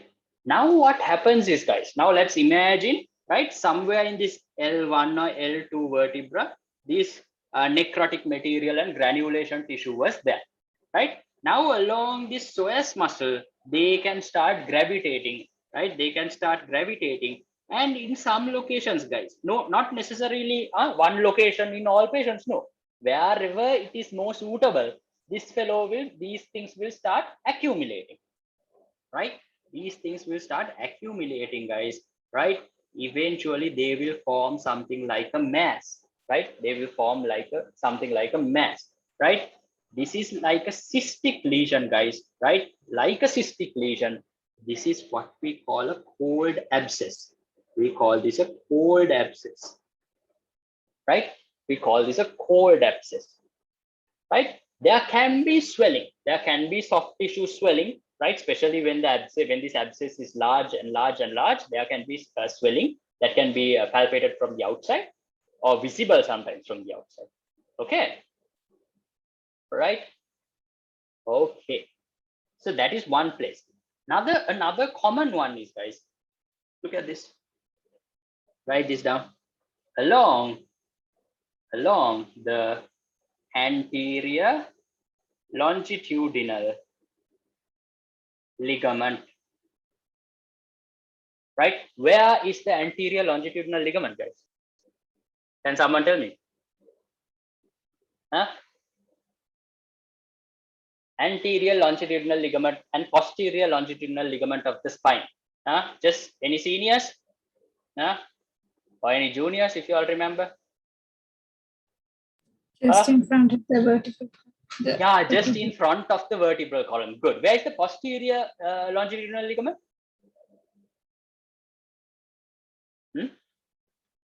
At the back. Where at the back? Spinous process? No. Look at this, guys. This is a thing a lot of students get confused. I made something for you. Let's take a look at this. Look at this for a while. I made a small structure for you. This is your vertebral column. 3 bones with paper, just to give you all an idea. What is this middle white structure? This is your, what is this? Spinal cord. These are your vertebra, right? I have put 3 vertebra here, right? Anterior longitudinal ligament, what you all already know. Now you all already told me, right? It is going along the anterior aspect, right, of the vertebral bodies. Anterior aspect of the vertebral body, right? Posterior longitudinal ligament, guys, don't mix it up. A lot of students think it is the one that is going behind. It is not, right? Posterior longitudinal ligament, right? Can you all see? Right, it's basically, guys, it is going behind the, now you all can see, right? This is the vertebral foramen. Through the vertebral foramen only our spinal cord is going, right? Spinal cord is going. The posterior longitudinal ligament, guys, it goes right in here. Can you see? In front of the spinal cord, right? But posterior to the body of the vertebra. Posterior to the body of the vertebra, right? This is your posterior longitudinal ligament. Okay, don't mix the two up. Okay, so this goes along down like this. I don't have a long piece of paper. It goes all the way down. Okay, so this is the thing. Now look at this. Let me share the screen again.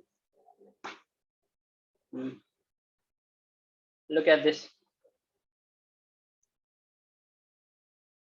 So I can draw it to get a small idea.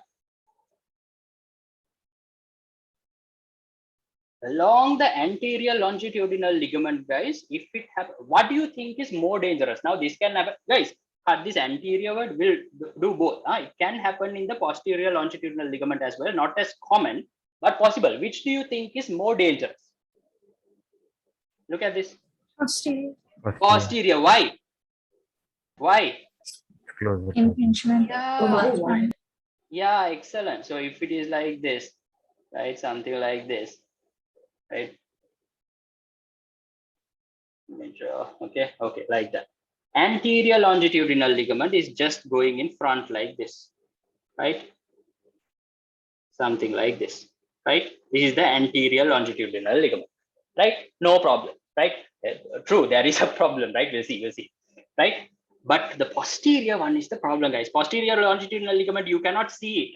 That's why most students mix it up, right? You cannot see it here. It is just anterior to the spinal cord.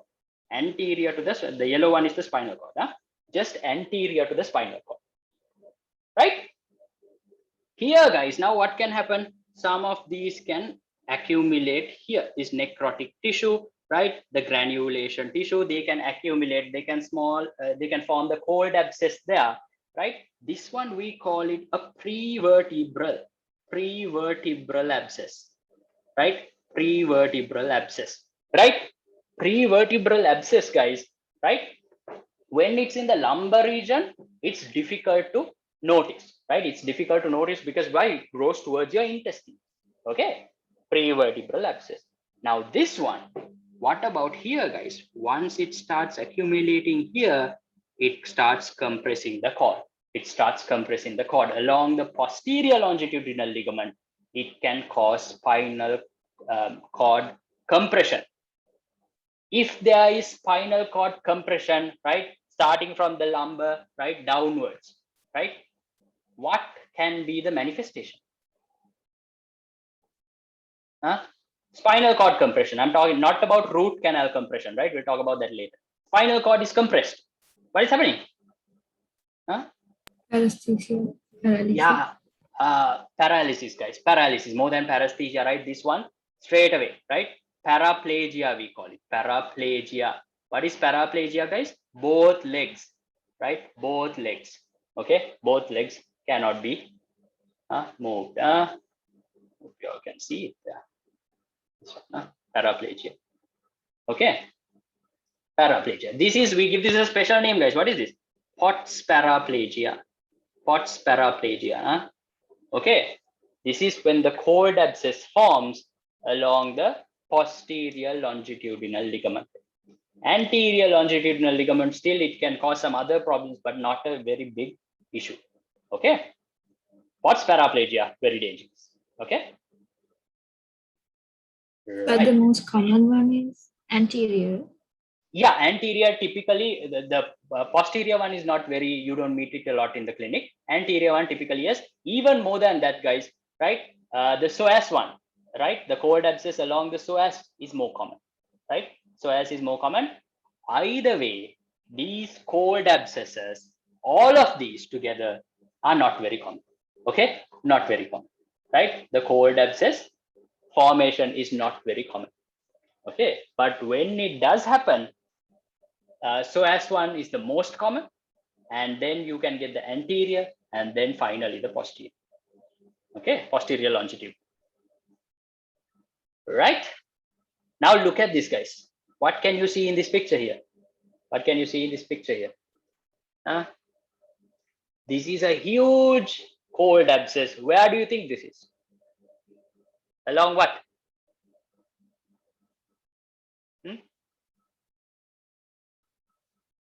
Where? One. Guys? Yeah. Yes, this is along the psoas, guys. This is along the psoas. This is along the psoas. It has protruded backwards, guys. It has gone to the side, right? It has gone to the side and to the back, right? Side and to the back, right? It is very large. That's why you can see it this much. Okay, look at that patient. You can see it huge, right? Okay. So these are not very common, not very common, right? TB, guys, actually, when it affects the spine, it preferentially, even more than the lumbar, it tends to go to the thoracic spine. Okay, lumbar spine is a little bit less common. Can happen, but a little bit less common. Okay, it prefers to go to the thoracic spine. Either way can result in back pain. Okay, back pain. Right. Okay, I see y'all writing.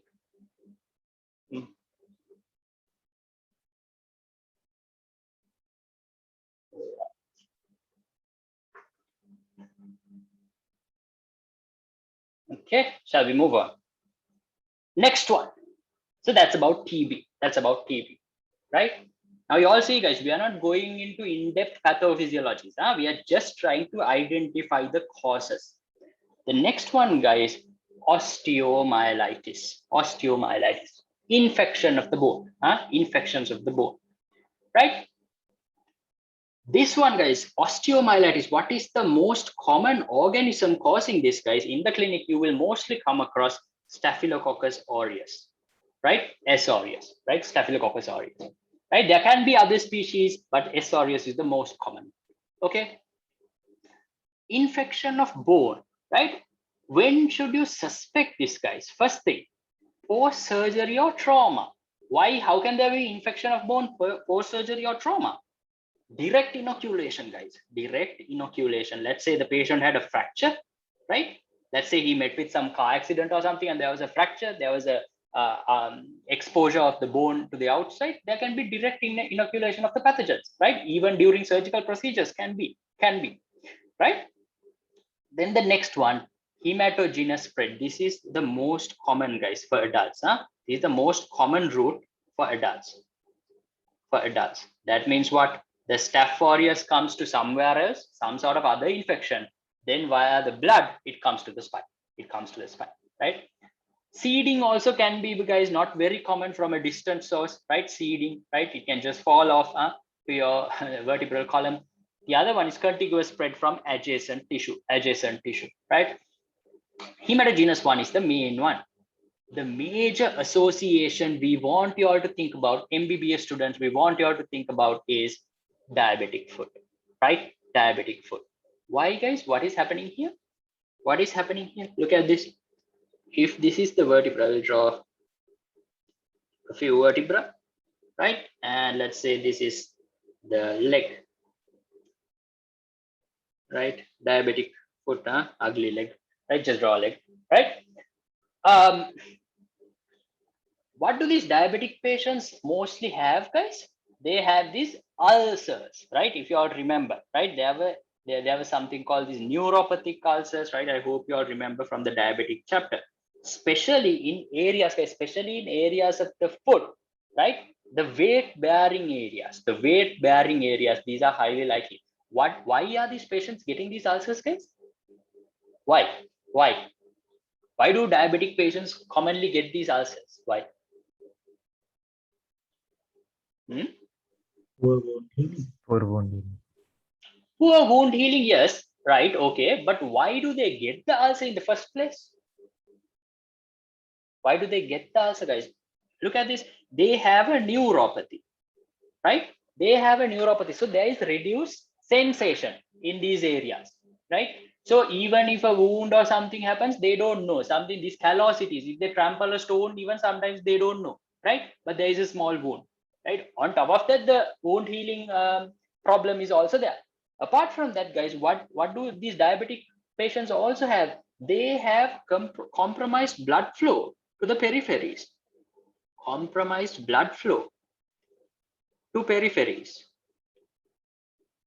Right? Vasculopathies.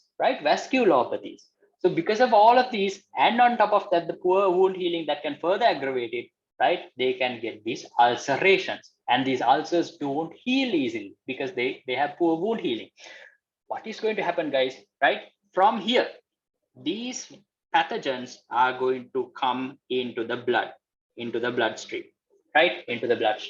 And from the bloodstream, they are going to hematogenously come. This is one of the most common major associations, right? In a diabetic patient suffering from back pain, you have to think of osteomyelitis. Okay, right? Okay. Now, look at this, guys. What is going to happen? Let's say the pathogen comes here. Now, these are the pathogens, right? The pathogen comes here, guys, right? What is it going to do, right? The pathogen is going to multiply, right? And produce various substances. There is going to be immune attack. Whatever happens, end of the day, guys, right? Due to the inflammation that is going on there can be pus. It can be there, right? Due to the inflammation, neutrophils coming in, attacking these pathogens, fighting with the pathogens, whatever, right? There can be pus. This pus, guys, can get into the bloodstream, especially to the small vasculature. You all remember, right? We talked about the paradiscal vasculature and all of these vessels, vertebral blood supply, right? They can get into the vertebral blood supply and they can obstruct vertebral blood flow, right? The pus accumulations can obstruct vertebral blood flow. At the same time, guys, when pus gets into the blood, if it is severe, what are we going to get? Septicemia can be there, right? Septicemia with the pathogen entering the blood, right? Okay, so that's why this osteomyelitis is very dangerous, right? Now what can happen, guys, when these blood vessels coming to the bringing blood to the vertebra, when they are obstructed, when they become a little bit ischemic, what is going to happen? you're going to see areas, what we call this is, guys, write this down, areas of devitalized bone, areas of devitalized bone. Okay, areas of devitalized bone, right? This is what we call, guys, sequestrum formation, right? Sequestrum, right? Sequestrum. Due to this pus accumulation within the bone and in the blood vessels, they cause reduced blood supply to these bones, and therefore what is happening? The bones get, we call them devitalized bones, right? Devitalized bones. Give me a second. Right, devitalized bone. These called sequestrum formation, right? Okay, apart from this sequestrum formation, guys, there can be other bony changes also occurring here, but they are mostly sclerotic like lesions, right? We can see severe disintegrations of the bone. Let me show you all some imaging, guys. Look at here. We will look at some images here.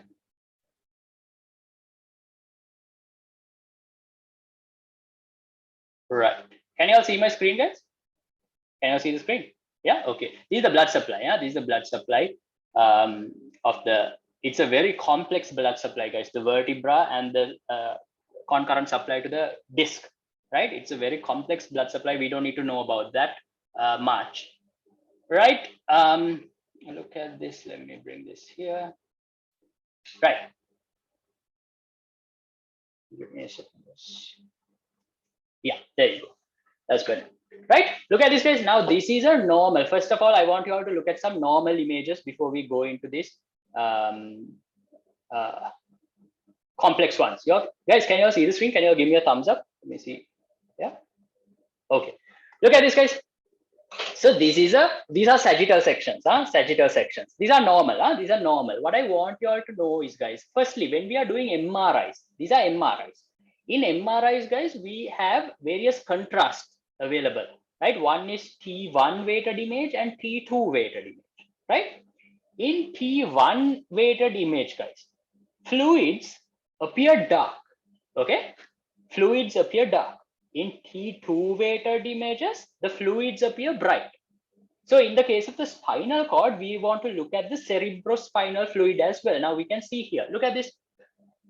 Here in this first diagram, guys, the T2 one, the T2 mid-sagittal section, can you all see this very white part? Why is that white? That is cerebrospinal fluid, because fluids appear bright in the T2 weighted one, okay? Here with this arrow, what can you see? This is your spinal cord, guys. This is the last portion of your spinal cord, actually, right? This is here. Can you all see? This portion is a little bit darker. Let me zoom in a little, right? This portion is a little bit darker, guys. And then here, can you see it spreads into like strands, right? Sort of like strands. What is this? This is the cauda equina, right? What is just above the cauda equina? This darker portion of the spinal cord. What do we call this?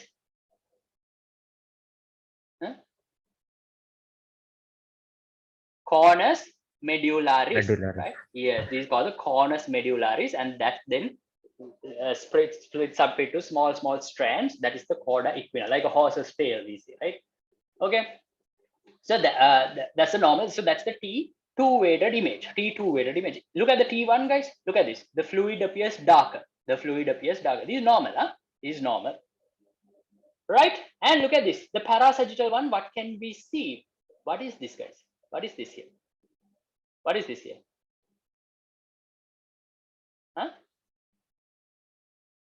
What is this? Guys, what is this structure with an arrow?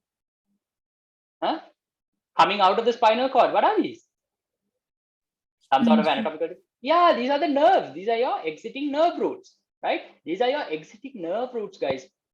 Why they appear a little bit whitish is these nerve roots, they are exiting usually surrounded with epidural fat, right? That's why you can see a small whitish appearance there. Okay, so these are the normal ones, just for me to introduce you all. Let's look at this, guys. Let's look at an MRI, right? So this is, let me, A second. Yeah, there we go. Right. This is, guys, an MRI, right, of osteomyelitis. Let me. Okay, look at this. Can you all see this area? Can you all see this area? Let me zoom in a little bit. Right? Can you all see this area, guys? Look at this. Can you all see this? These are the areas of devitalized bone that we talked about, right? Look at this MRI. Okay. So this is seen in osteomyelitis, right? Osteomyelitis. Okay. These are CT, guys. This is CT. This is not an MRI. Anywhere else can we know? We cannot see any difference. Yeah, this is the area, guys. Look at this. Severe erosion, guys. There is erosions here, severely. Okay, severe erosions. I will share these links to the group after the class. Y'all, this is from Radiopedia. Y'all can just, y'all can't view it on the phones. You have to use a computer and just, I will send the links. Y'all can just open it up. They might ask you to sign up for an account. It's free. Y'all can just sign up, enter an email and sign up. You can find a lot of cases here. Right. And we'll go to the next one. Right. Share the screen.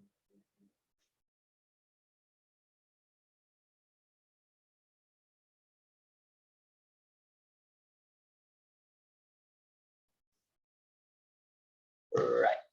Look at this, guys.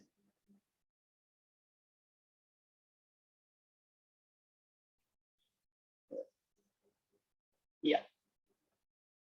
There we go. Right. Look at this. So that's one of the main things. Think of osteomyelitis when, right? Y'all can write this down, guys. Think of osteomyelitis. You can put, think of osteomyelitis. Osteomyelitis when there is back pain.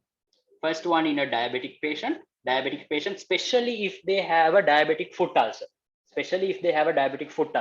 okay, highly likely. Okay. The other thing, guys, obviously this is an infection. And what did we say? This pus and these pathogens can get into the bloodstream. When they get into the bloodstream, what is happening, guys? Fever, right? So there will be accompanying fever, right? Just not fever like in TB, not night sweats and chronic cough and all won't be there, but they will have accompanying fever, right? And guys, also suspect this osteomyelitis in other immunocompromised states, right? Immunocompromised states. This is why we said when there is an infection, always think, is this patient immunocompromised? Okay, right? So this can be either some patient is suffering from AIDS, or it can be iatrogenic, right? Immunosuppressive drugs, right? Corticosteroids, azathioprine, all of these things, right? Mycophenolate, mofetil, all of these drugs, right? Right. So that's about it for the infected, guys. Right? Look at this. Go to the next one, right? Neoplastic causes. What are the neoplastic causes, guys? Now, what did we say? Neoplastic, we basically have benign tumors and malignant tumors, right? Benign tumors, guys, very less common for them to cause the back pain, right? Especially benign primary tumors, right? We don't even need to talk about them. Malignant tumors, guys, there are two. Primary malignancies, what we talked about in the classification, multiple myeloma, and we talked about secondary tumors, which are metastases.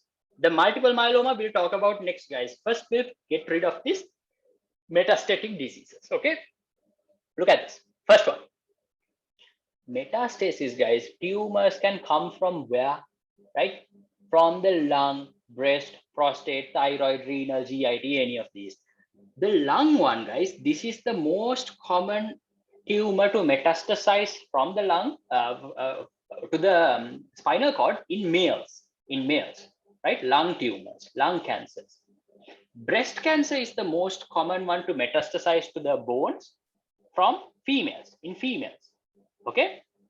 Most common ones, males and females. Lung cancer from males, breast cancer from females, right?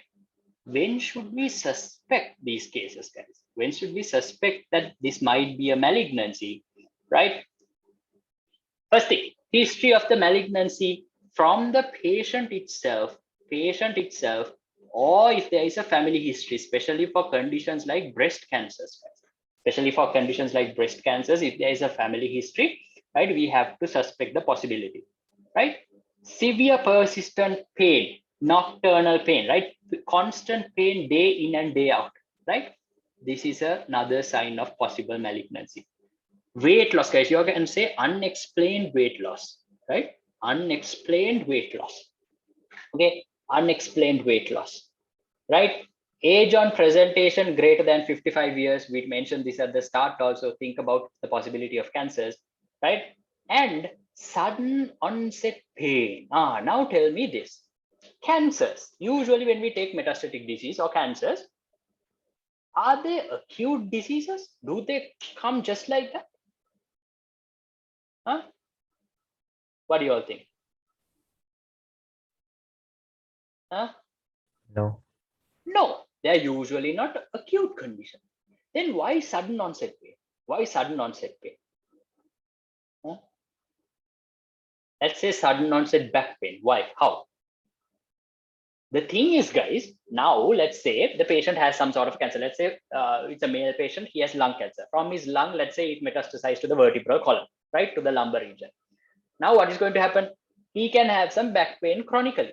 But at the same time, suddenly he can have a very severe pain. Why? Chronically, guys, what happens when the cancers metastasize to an area, right? What do? They limit the blood supply. There is destruction of tissue, right? Same in the vertebra. There will be destruction of bony tissue.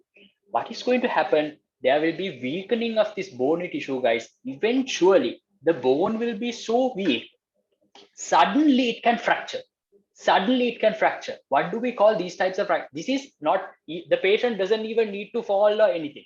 It's just the bone becomes weak and weak and weak and weak due to the cancer being there, right?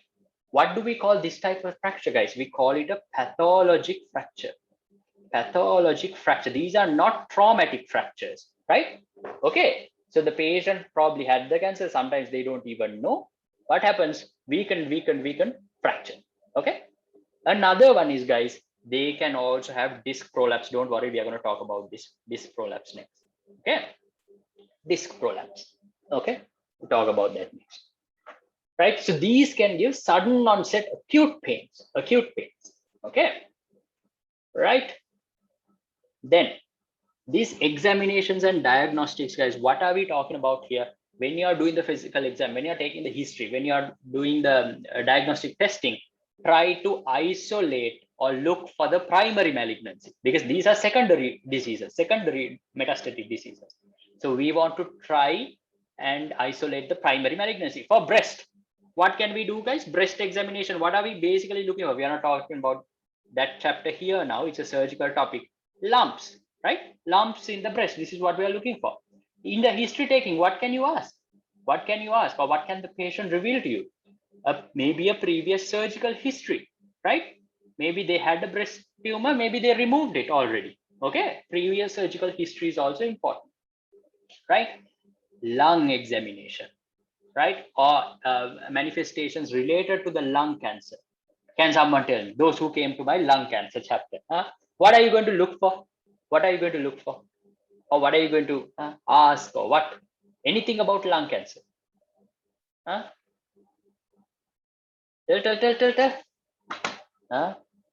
Good test for y'all, no? How much do I remember?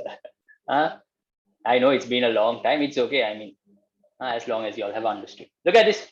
What do we want to look for, guys? First thing, chronic cough, right? Chronic cough. They also can have hemoptysis, so you can differential with the TB, right? Maybe we'll have to do a blood culture, right? Pleuritic type chest pain. Do you all remember pleuritic type chest pain? Right? Go back to your lung cancer note and look at all of these. Pleural effusions can be there. Anything else?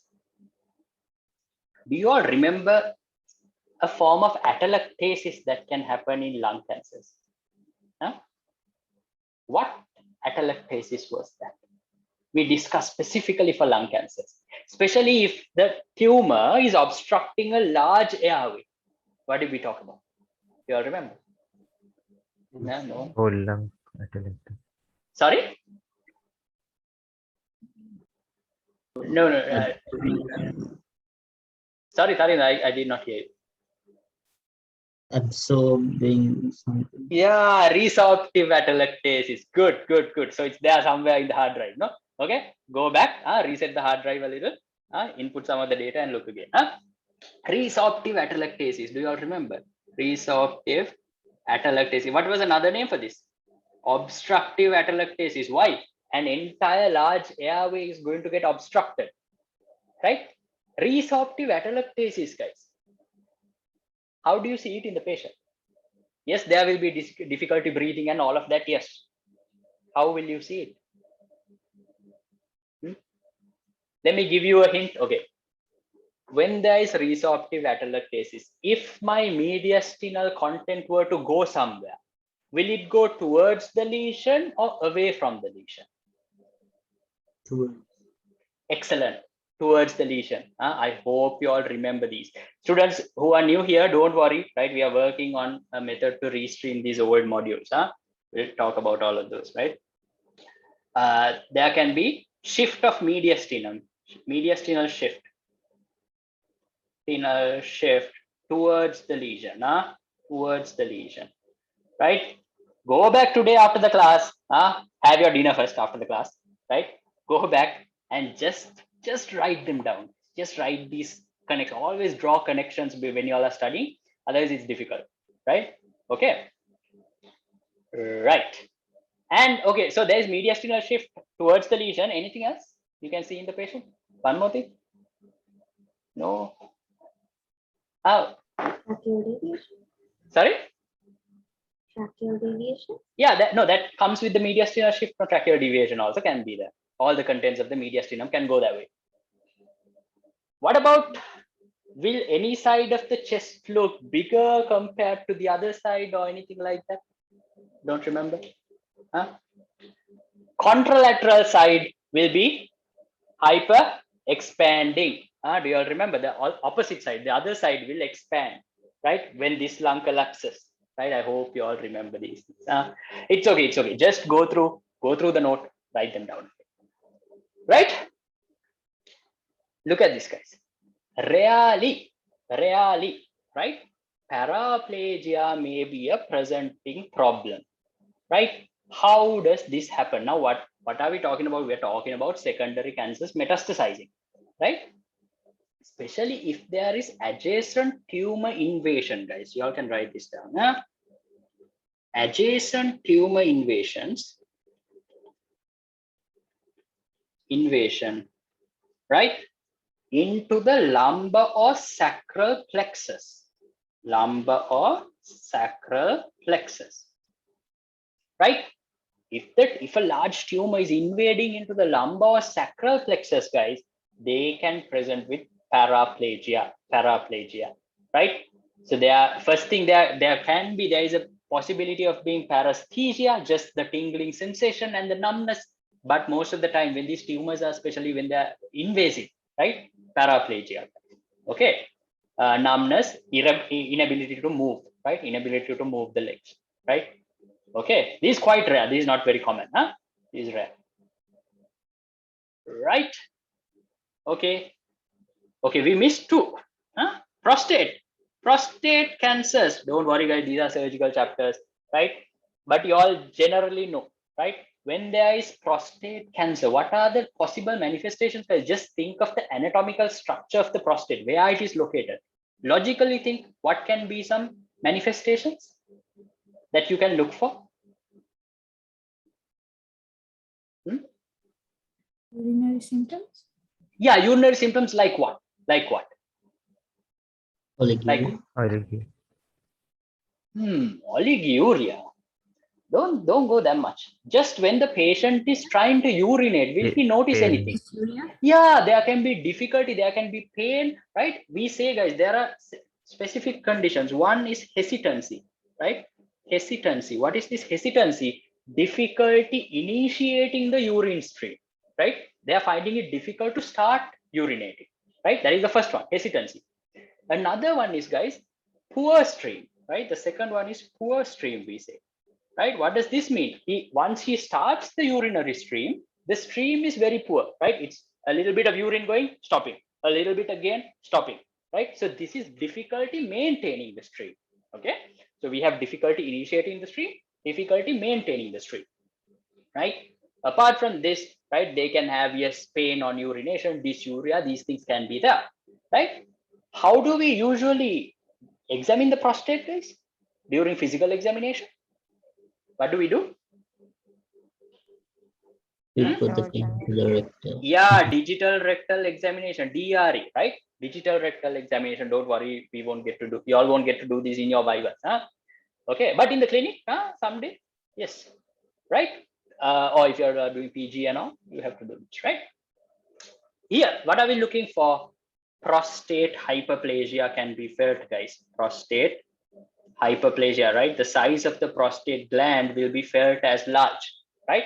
At the same time, while you're doing the palpation, while you're doing the digital rectal examination, the patient will complain of pain, tenderness, tenderness, right? Tenderness will be there, right? Apart from that, right, you can feel sometimes nodules. You can, is the prostate is a very smooth, guys. When you do the digital rectal examination, you will feel it. It's very smooth. Now, if the patient has a cancer, there can be nodules, irregularities, lobe asymmetry, right? You all can write these down. Lobe asymmetry, all of these things can be there, right? That's about the prostate. Thyroid cancers, guys, right? We're not going to talk about it here. Any manifestations of hyperthyroidism or hypothyroidism presenting with back pain, or any manifestations of goiters or any swellings or masses in the neck region presenting with back pain, think of thyroid cancers. Think of the possibility of thyroid cancers. Okay, thyroid cancers. Right? Okay. Now, just before we move on, lung cancers, what is the most common type in our countries? Just to recall.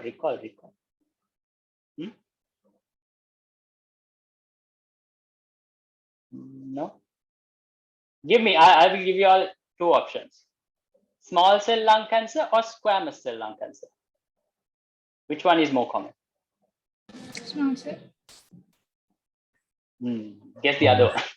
Yeah, squamous is All more is common. more dangerous. Yeah, squamous one is more common, but just remember, guys, if you all are writing USMLE, do you all remember we said in the US, adenocarcinoma is more common, right? Currently in our countries also, adenocarcinoma is coming up, but up to now, what we say is squamous, it's more common. Okay, right. Just go through those, right? Primary tumors of the spine of the vertebral column, multiple myeloma, right? This is the one we are going to talk about, guys. Primary tumors, guys, there can be multiple, right? We are not going to talk about them, right? There is chondrosarcomas, osteosarcomas. We are not going to talk about them. Multiple myeloma is the one that is most associated with back pain, right? Primary malignancies originating from the spine itself. Look at this, guys. What is this multiple myeloma? Multiple myeloma, guys, this is a cancer of the plasma cells. What are your plasma cells? You all know your plasma cells are basically activated B cells. Right? During immune reactions, they get activated. And what do they produce? They start producing antibodies, right?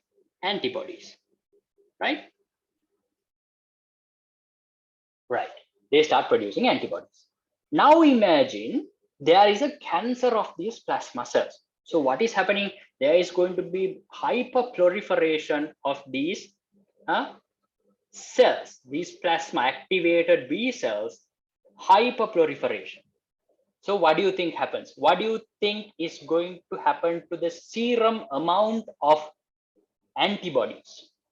Whatever that specific, now let's say this specific plasma cell was stimulated to produce this A-type antibody. We just call it A. A-type antibody was being produced, right? If this A-type antibody is being produced, right? What do you think you will see in the serum? Very high amounts of A-type antibody, correct? Everyone agrees with that, right? Because there is a cancer going on. Now look at this, guys. Here's what I want you all to understand here. When you do electrophoresis on your serum, you take your blood sample, right? You take the serum and you do electrophoresis. We call this gel electrophoresis, right? We look for the plasma proteins. Do you all know this shape? This shape, right? I hope all of you all remember this shape. What is this shape? When you do the gel electrophoresis, you are generally going to see your plasma proteins, something like this. A tall one, right? Then a little bit smaller ones, right? And finally this. This is what it's going to look like. This is an ugly diagram, but what are these, guys? What are these? This is your albumin. The tallest one is your albumin, right? This is the largest amount, right? In your blood, the highest quantity plasma proteins is albumin, right? Then you have alpha 1, these are alpha, right? Alpha 1, alpha 2, right? Beta proteins, and finally you have gamma. These gamma are our gamma globulins, guys. What are gamma globulins? What are gamma globulins? What are these gamma globulins?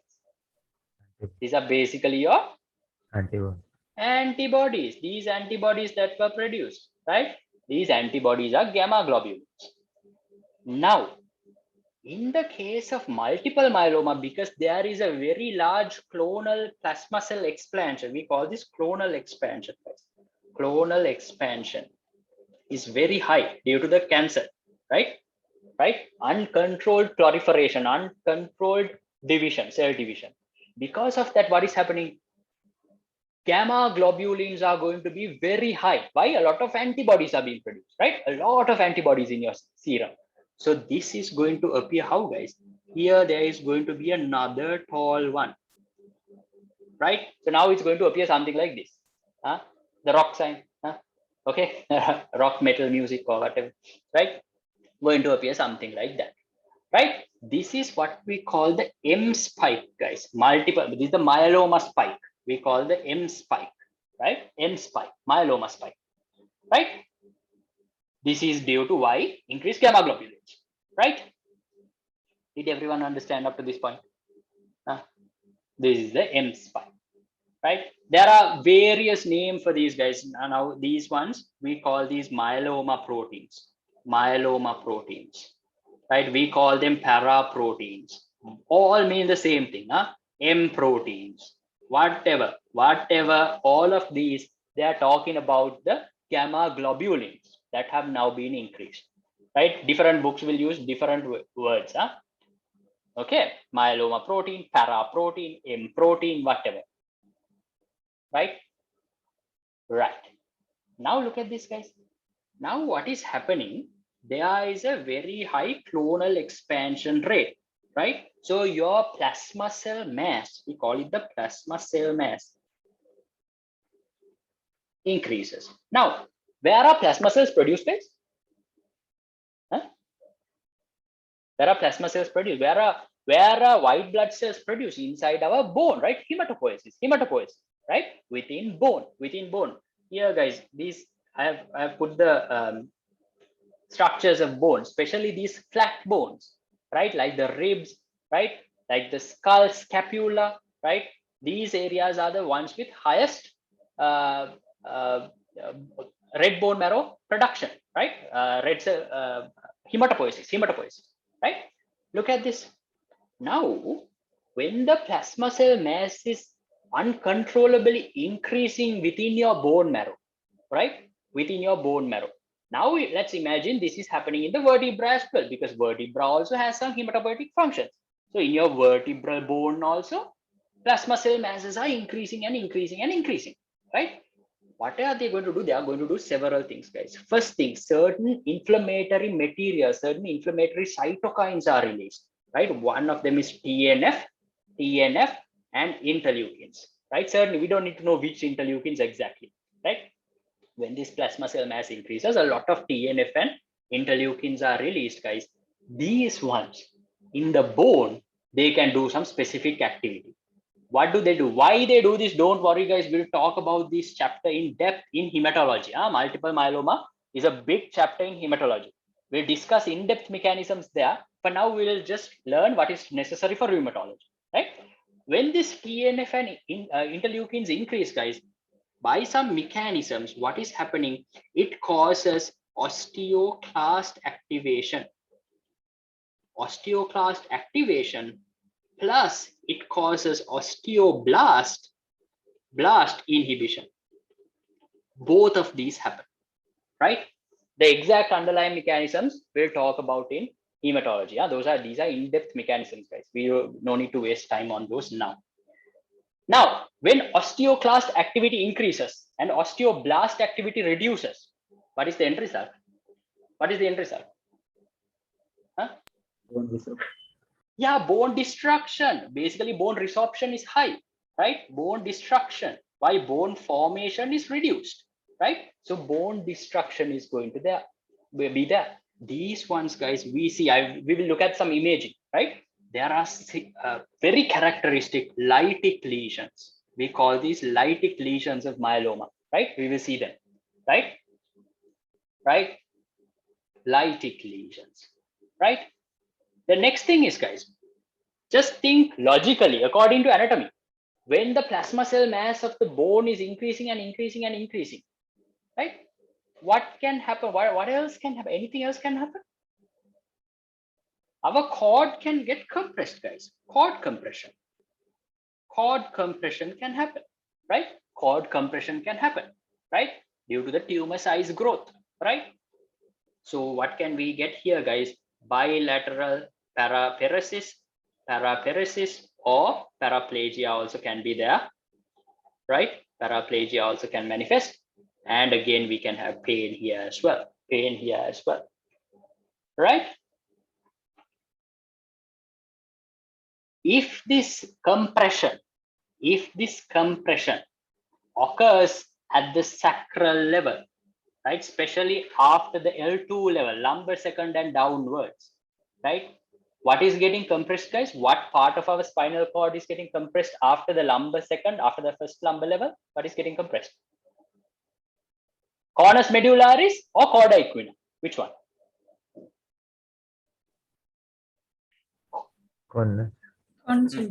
Look at this, guys. Cornus medullaris ends at lumbar 1, L1. Look at this, right?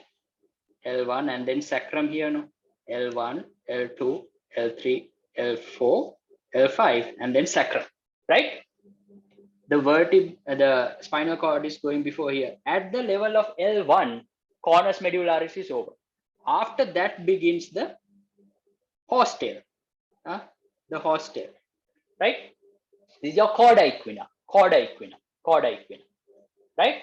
Cornus medullaris is over by L1, okay? Now look at this.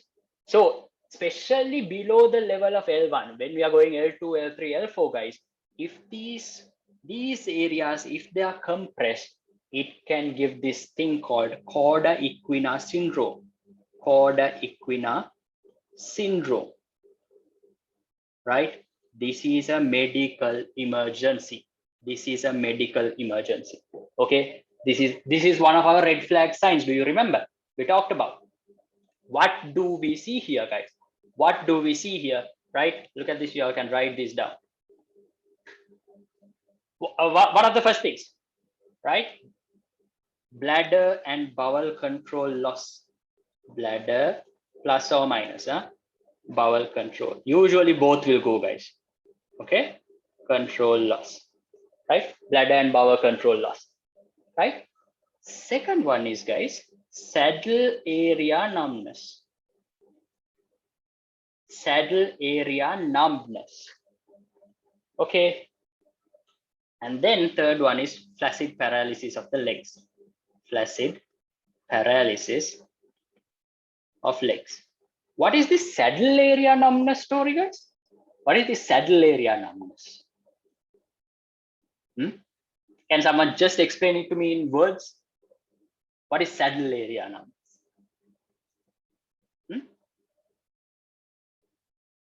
just from the words. What does it mean? What do you all understand from saddle area numbness? No? No? Where do you use a saddle, guys? Numbness of the groin area. Yeah, usually of the groin area. When do you use a saddle? Horse riding. Horse riding. Huh? Look at this. Horse riding is what a lot of students imagine, guys, right? But the horse's saddle is not the best to explain this, right? The best one to explain this is your bicycle seat. You all know the bicycle seat? Huh? Your bicycle seat. When you sit on the bicycle seat, whatever region is in contact with your body, right? That is the best way to explain the saddle area numbness more than the horse saddle. Why? Look at this, guys. This is a horse saddle. Huh? Horse saddle. I googled an image for you. Look at it. It's a little bit taller from the back and the front, guys. The saddle area numbness doesn't extend that much to the back, right? Doesn't extend that much to the back. Okay.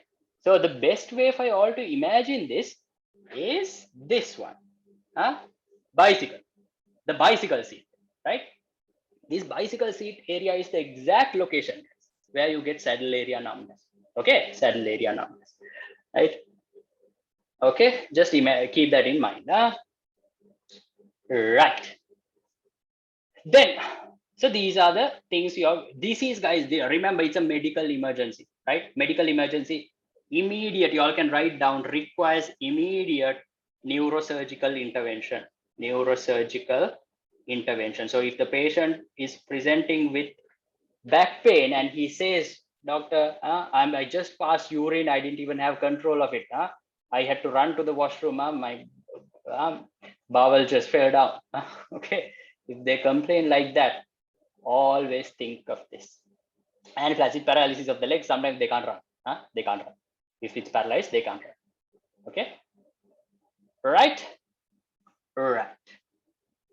Then look at this, guys. Small. Look at this. Now,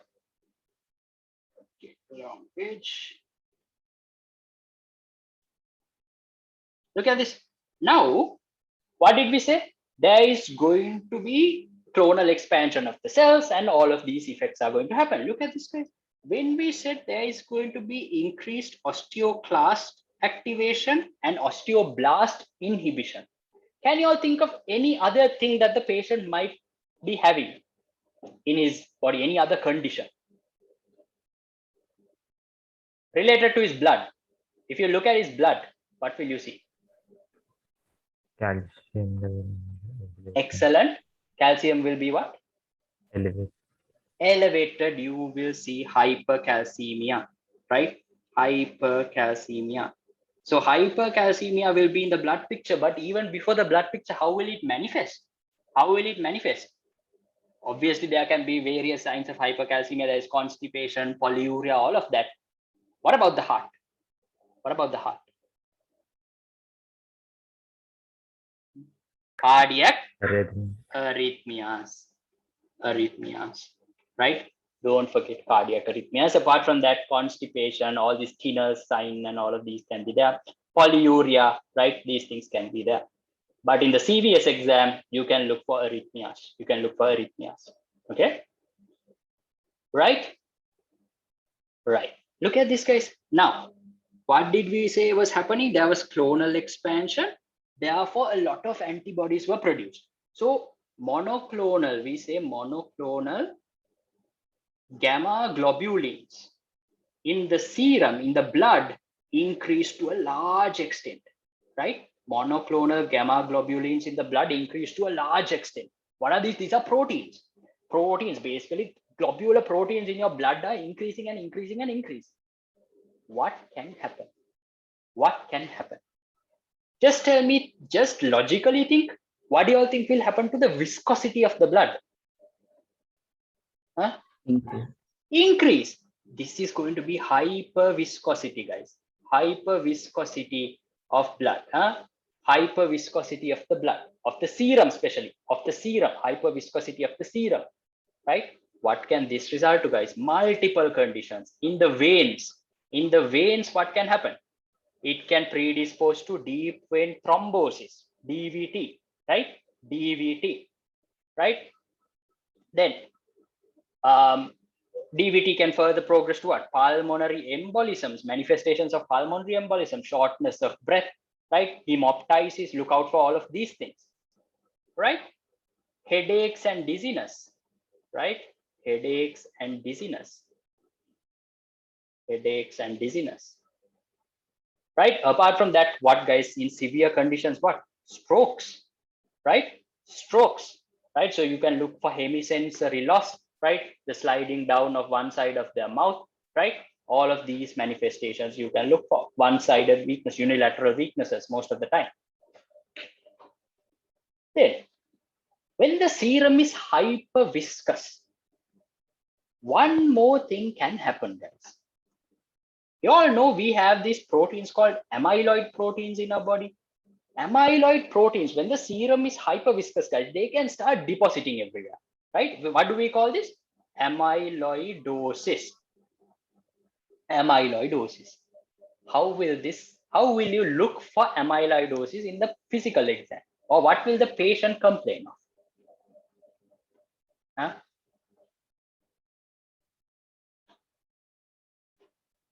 If it is in the wrist area, if there is a lot of amyloid proteins depositing in the wrist area, what will you have?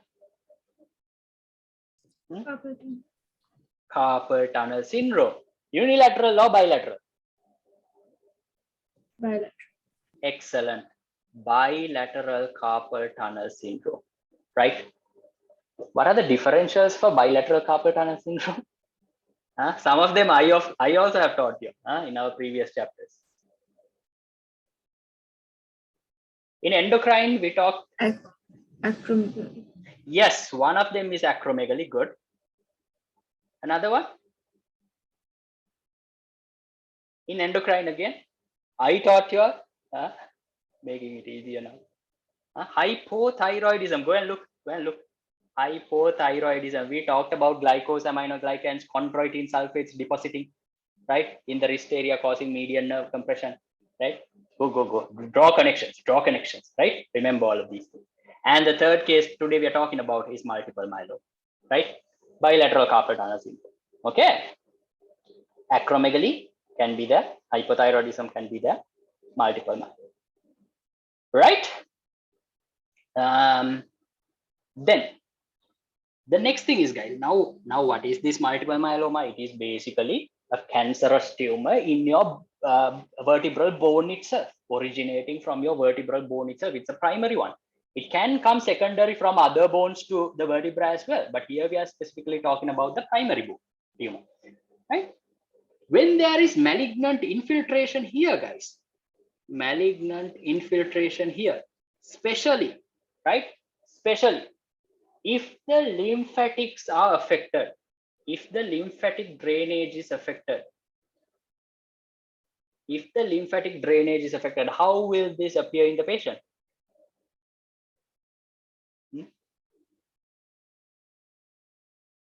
Swelling. Yes, swelling. What edema? Swelling. What type of edema is this? Non-pitting. Non-pitting. Excellent. Good. Non-pitting edema, right? Okay, watch out for these.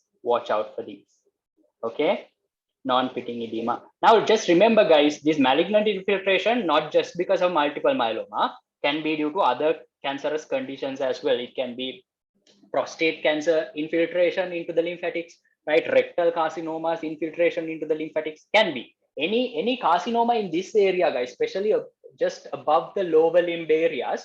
If they infiltrate into the lymphatics, there is a chance of non-pitting edema. So it's not specific for multiple myeloma, but you can think of, when there is non-pitting edema, malignancies. Think of malignancy. If there is pitting edema, what are you going to think of?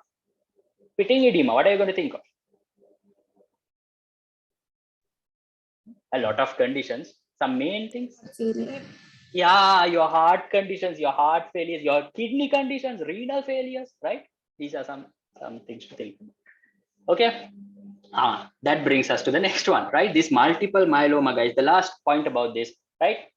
We will discuss how these happen in the hematology chapter. Just note there is an association, right, with renal failure. There is no time to discuss all of these mechanisms now, guys, why these are happening, right? We'll talk about these in those necessary modules, right? There is an association with renal failure. So here, how will it show? Pitting edema, pitting edema. And then apart from that, any other manifestations of renal failure, guys, oliguria, uremic skin manifestations, remember half nails, right? Chronic renal failure manifestations, all of those can come in, right?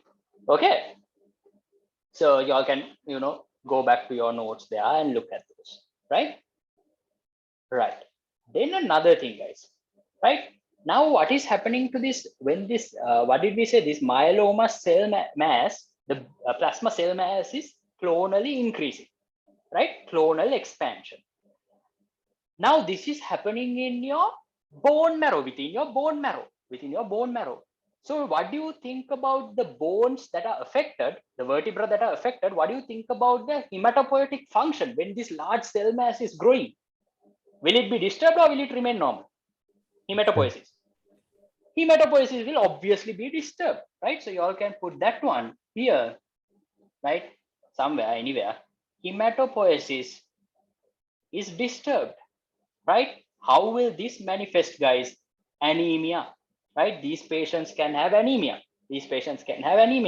Apart from that, they can have pancytopenia. Specifically, guys, look for signs of thrombocytopenia.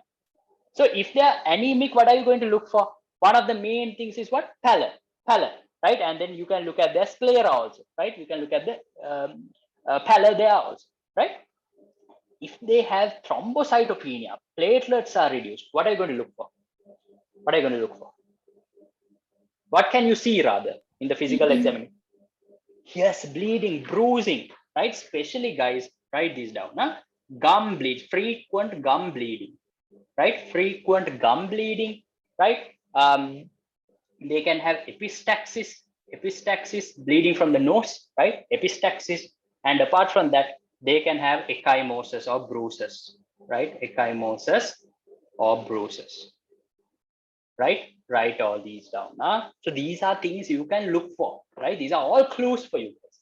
Okay, all clues for you to try and narrow down a diagnosis of multiple myeloma, right?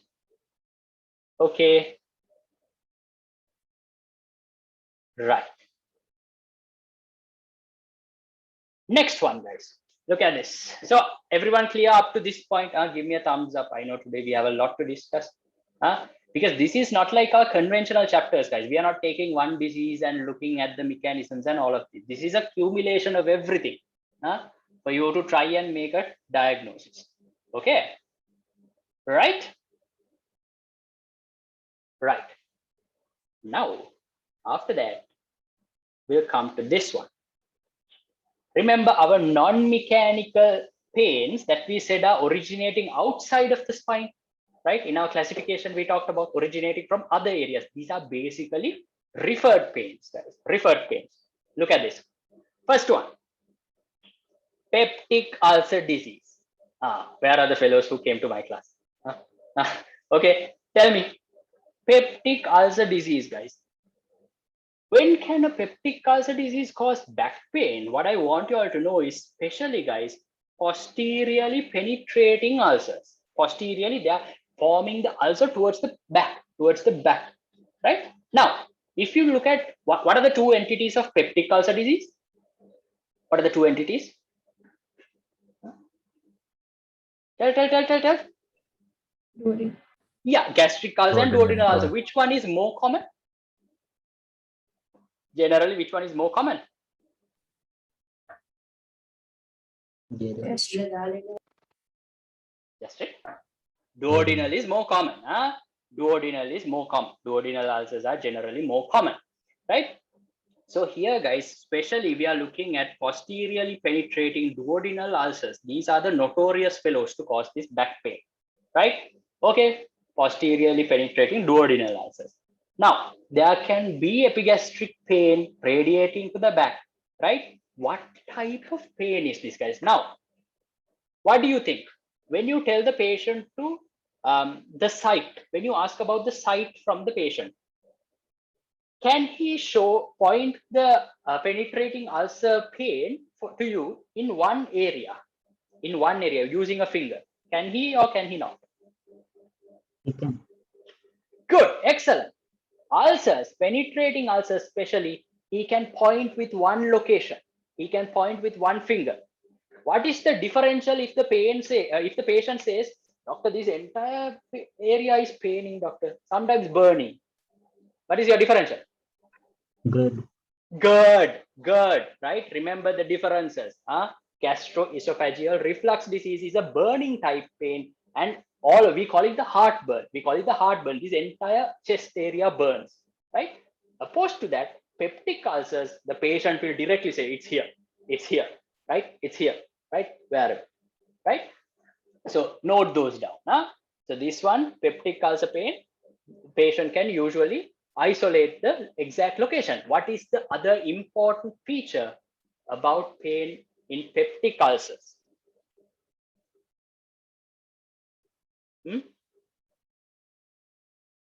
Doctor, sometimes I drink an Eno, or I take a tablet and then it's gone. What is this? Peptic ulcer pain. What is the feature? Relieved on antacids. Very important, right? So if the patient is coming with back pain, he is subsequently complaining of pain in the stomach region, epigastric pain, that is relieved on antacids, highly likely it's peptic ulcer disease. Okay, highly likely. Okay, think of all of these. The next thing, gastric ulcer or duodenal ulcer, it can be a duodenal ulcer is the most common. How do you differentiate the pain? It's not a very accurate differentiation for the pain in these, but how do you usually differentiate? What are the features of these two pains? Gastric ulcers, pain is exacerbated after eating, and duodenal ulcers need to relieve the pain. Yes, excellent. Gastric ulcers, increased pain with eating. Duodenal ulcers, the patient, we say, eats to ease pain, right? They eat and then the pain is gone. Gastric ulcers is the opposite, right? We have discussed all the mechanisms as to why this happened. If you all remember, it's good. If not, just go through them after the class. Right? So that's about peptic ulcer disease, guys, presenting with back pain. Another thing is carcinoma of the pancreas can also be referred to the back, right?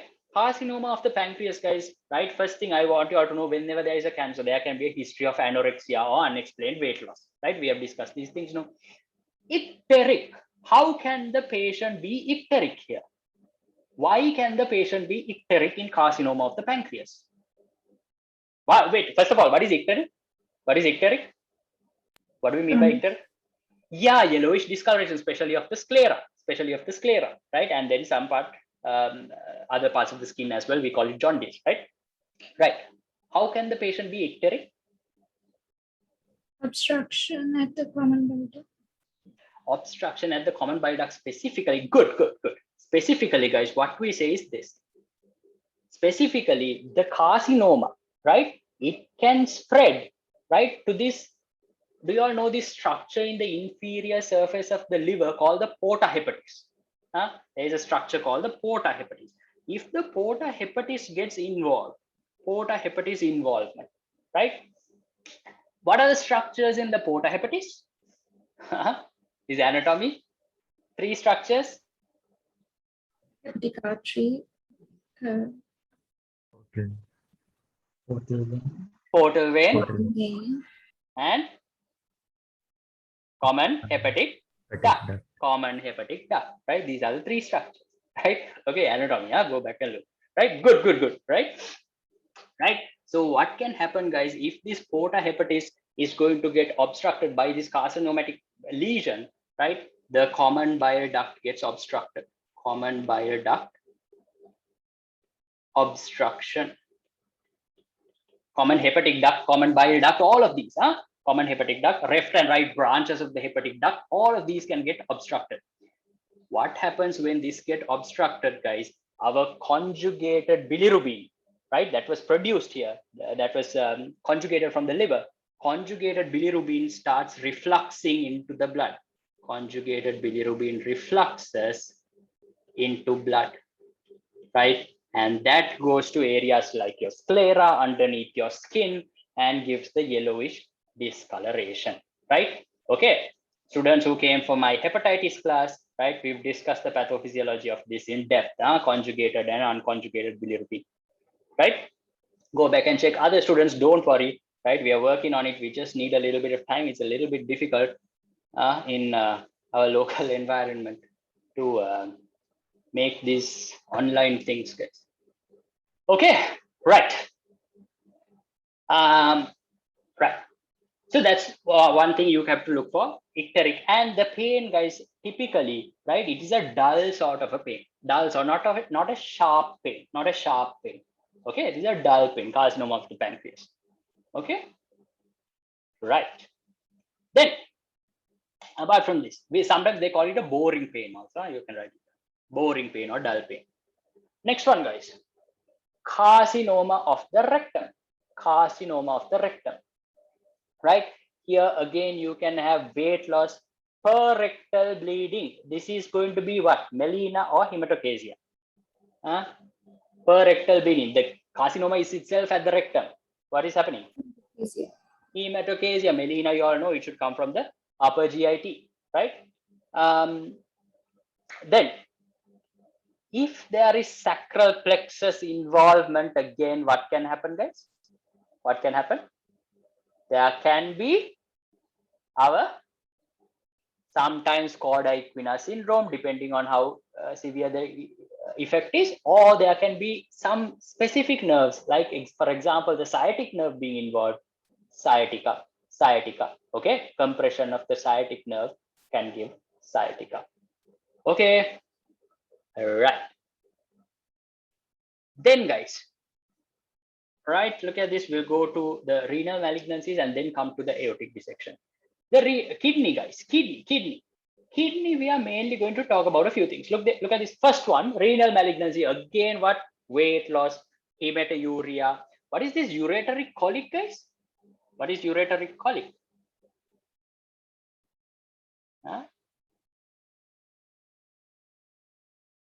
This is basically ureteric stone, a kidney stone, right? When there are malignancies, guys, there is a high propensity to develop stones. There are high propensity to develop urinary stones, right? We'll talk about the stone next, okay?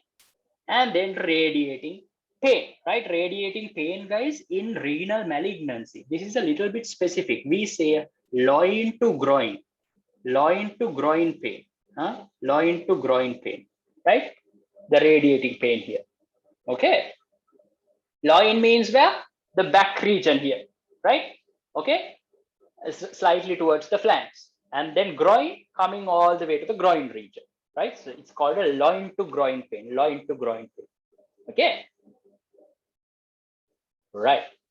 Then, guys, we come to this renal inflammation. Here we are mainly talking about two things, guys. Look at this. One thing is infections, right? Infections.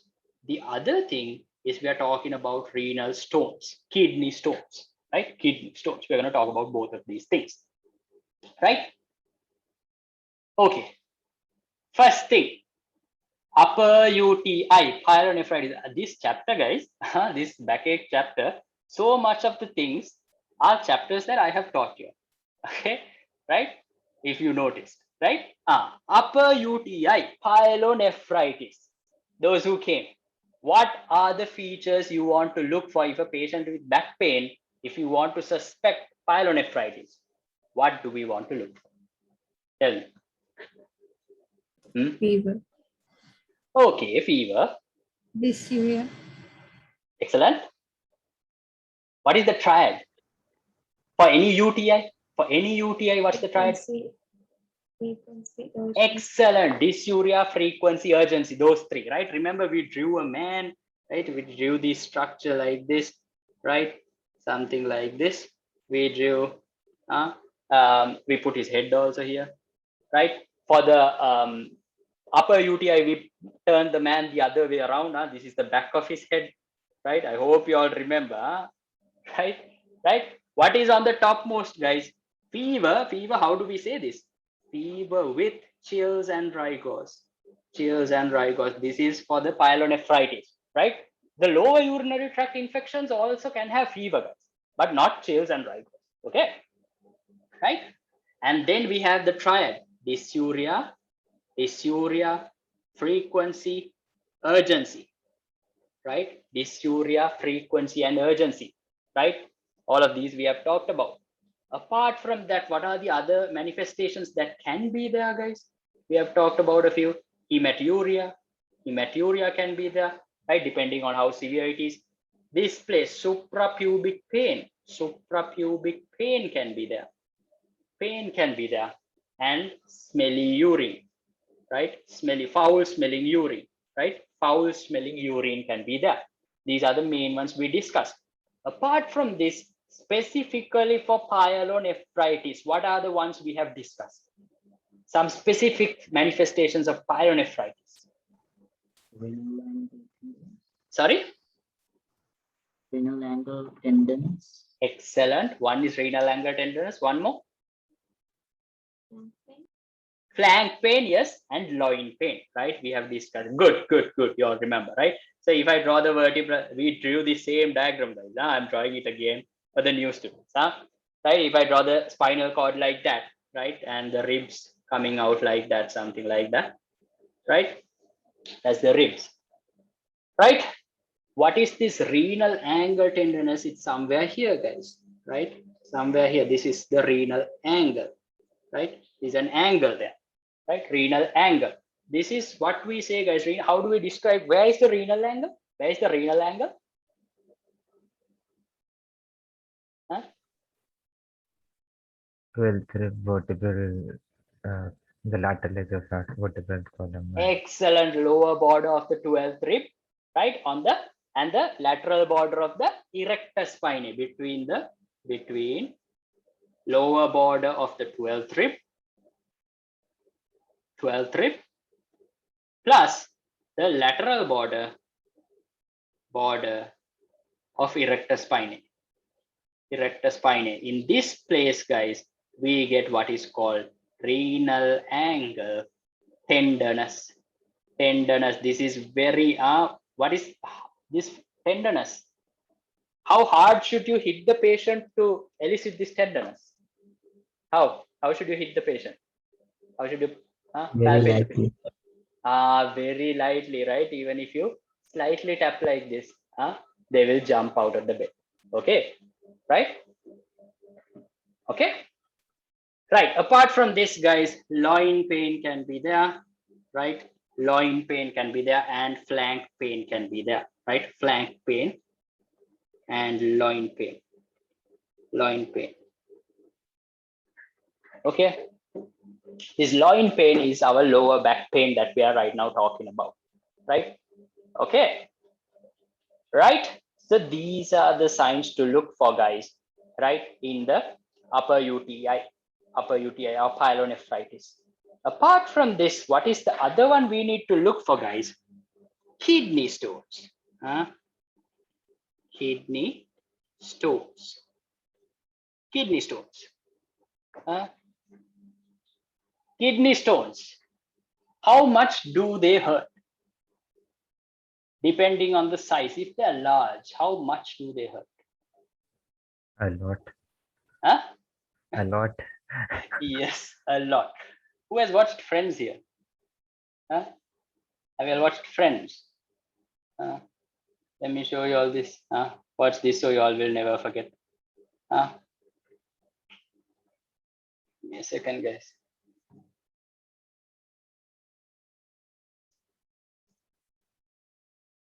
Right.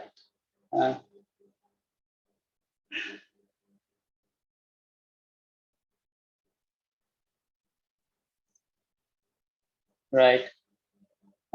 Enjoy 2 minutes. Right. Oh, and so the miracle of birth begins. And Hey, you okay? Oh, something hurts. Ooh, it's sympathy pains. Oh, that's so sweet.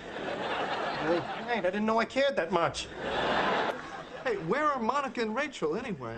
Oh, a couple of nurses asked them out. Maybe they're with them. Really? Male nurses? Yeah, I was bummed too. So they're going on dates? When? I think Saturday. Ah! What's with him? Sympathy pains. I thought it was really sweet at first, but now I think he's just trying to steal my thunder. Hey, you guys, look what I found in the gift shop. Oh, get up, get up, get up.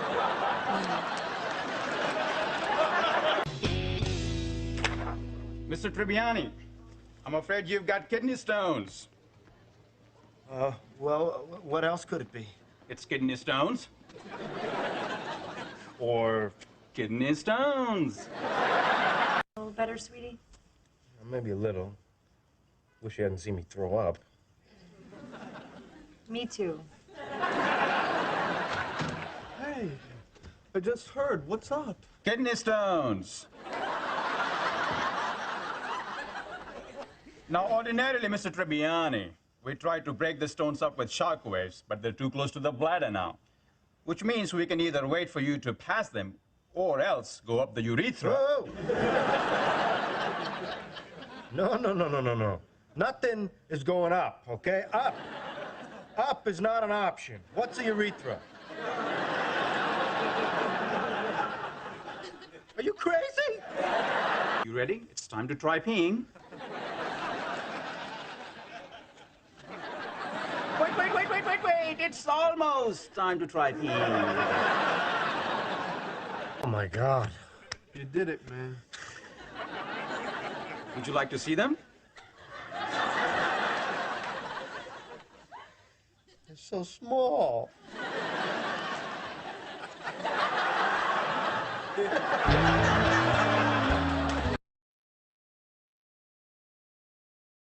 Enjoy the show.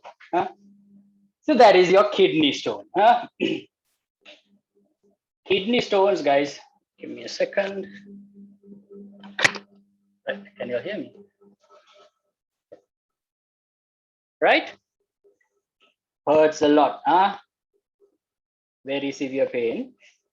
Right? Severe back pain. And the important feature I want to tell you all here, guys. Look at this.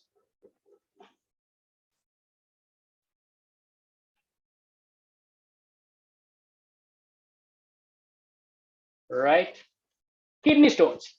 First thing, what I want you all to know, okay, what are they usually made up of, guys? Most of them, the composition, 80% is about calcium oxalate, right? Calcium oxalate, and then there is calcium phosphate as well, right? Then there are some other different types of stones, guys, urate stones and all of those. We don't need to talk about them. These are the most common ones, right? What happens is, guys, there is pain, right? Once the stone starts moving, right? Until then, the patient won't even know. So this happens due to various conditions, guys. Even hypercalcemia can precipitate kidney stones, right? Apart from that, patients not drinking enough water chronically, these kinds of things can help in the pathogenesis of kidney stones. What happens is, guys, the pain starts once the stone starts moving, right? Pain once the stone starts moving, right? And what happens, guys, depending on how it moves, let's say this is a kidney, right? This is a kidney, right? Coming all the way to the urethra, the ureter, coming to the bladder. Somewhere here is the bladder, right?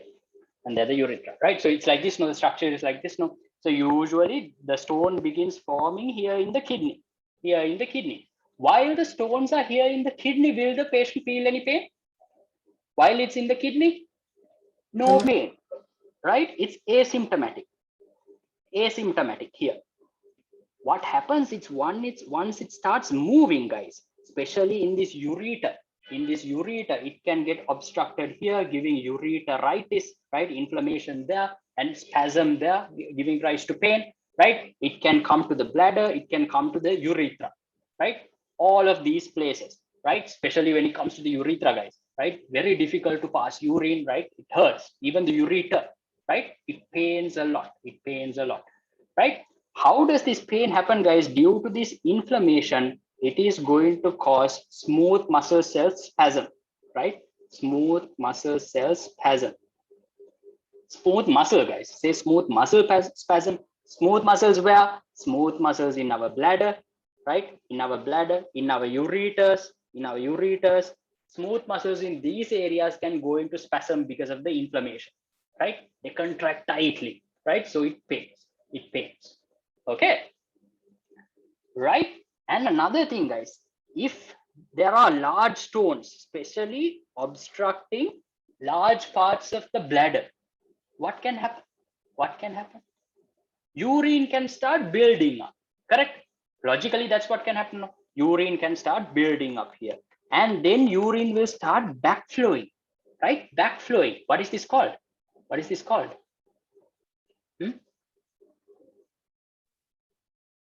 This ureter starts expanding in size, guys. Ureter gets fatter. What is this called? Hydronephrosis. Have you all heard? Hydronephrosis can be there, right? This is usually on imaging, guys. You can look for hydronephrosis.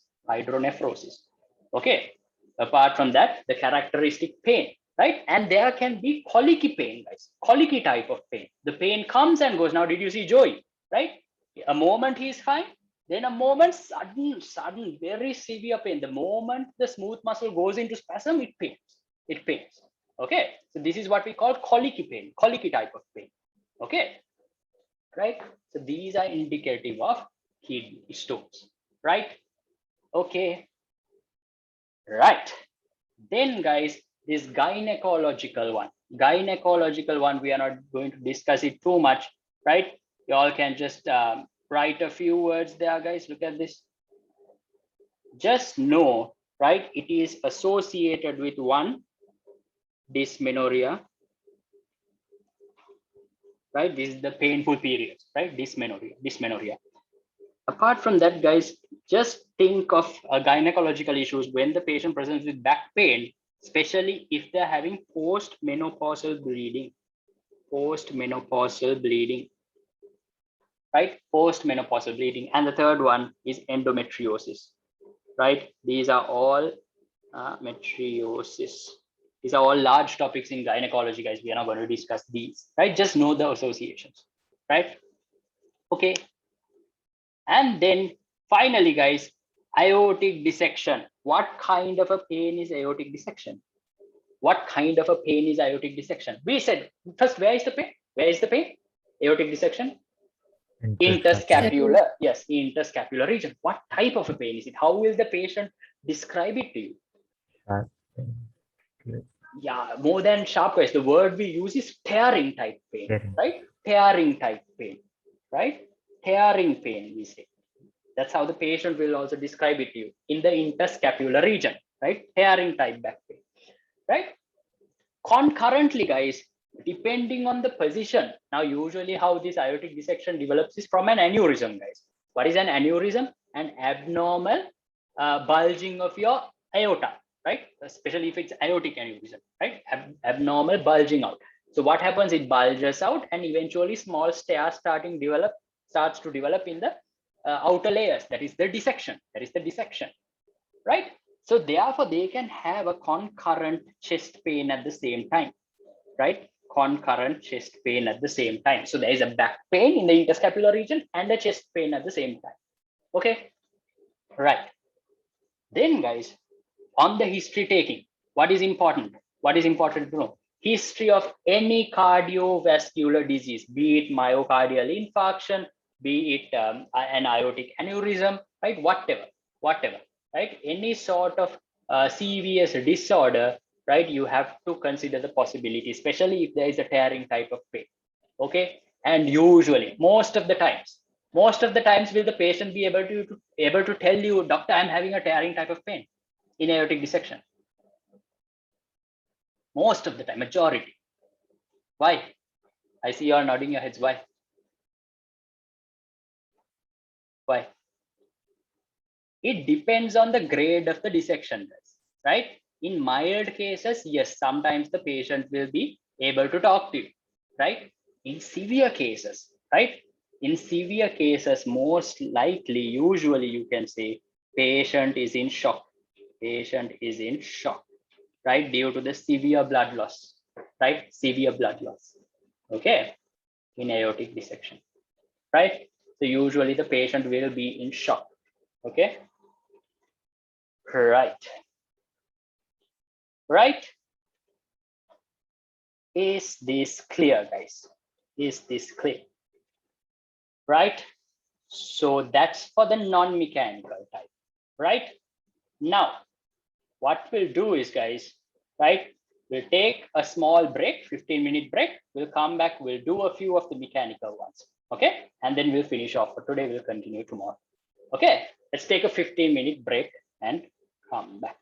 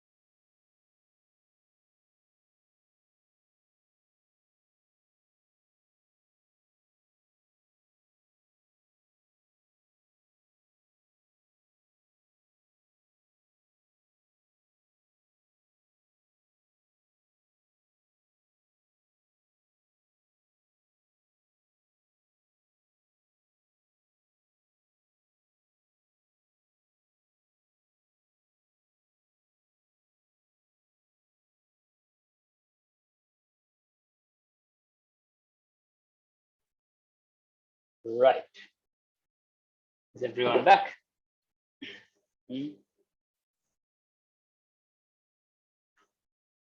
Right. Turn your cameras on, guys. Let me see some faces now.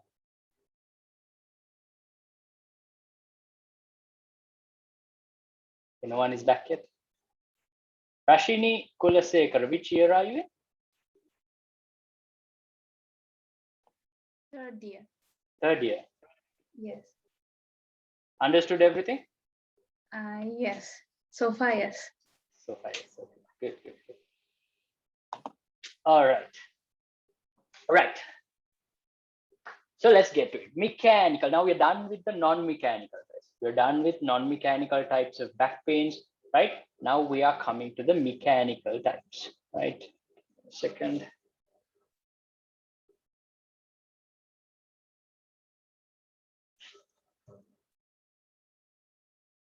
Right.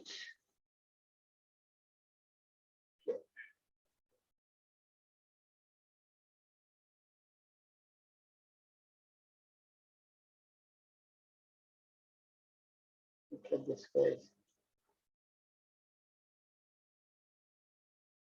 Right. Mechanical backache. Mechanical. So I hope you all remember the classification. When you hear mechanical types of pains, guys, with regards to rheumatology, right? What are the features? What are the general features of mechanical type of pain? Pain on movement. Yes, pain usually aggravated on movement or specific types of postures, right? And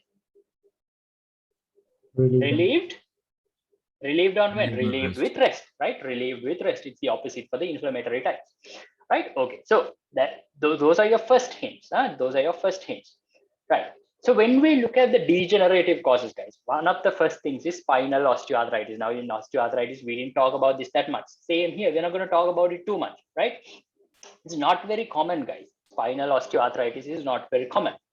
The primary risk factor, you all know, this is age. Usually after the age of, what we usually say, after the age of 50 to 55, right? Usually after the age of 50 to 55, right? Primary risk factor is an age. We've discussed why age is the risk factor. I hope you all remember, right? We talked about the chondrocyte synthetic functions, dynamic loading. We talked about all of these, right? In the spine, guys, spinal osteoarthritis most commonly affects where? Which parts of the spine? Cervical and lumbar. Excellent. Cervical and lumbar. Cervical and lumbar. So this lumbar one is usually what gives us the back pain. Cervical usually gives a neck pain. We're talking about back pain today. Now, if there is accompanying nerve root compression, you all know it can result in sciatica, right?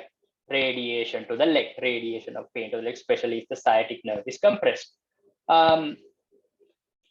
Typically relieved by rest, worse on movement, yes, because there is a mechanical type, right? Look for involvement of other joints. Why? You all know osteoarthritis is more common in other joints more than spinal. So if the patient already has spinal, it is likely that he's having osteoarthritis of other joints as well, because those are more common to get affected, right? So where should you look for? Knees, hips, and your hands. In the hands, guys, in the hands, what can be there? What can distal interphalangeal or proximal interphalangeal mostly affected?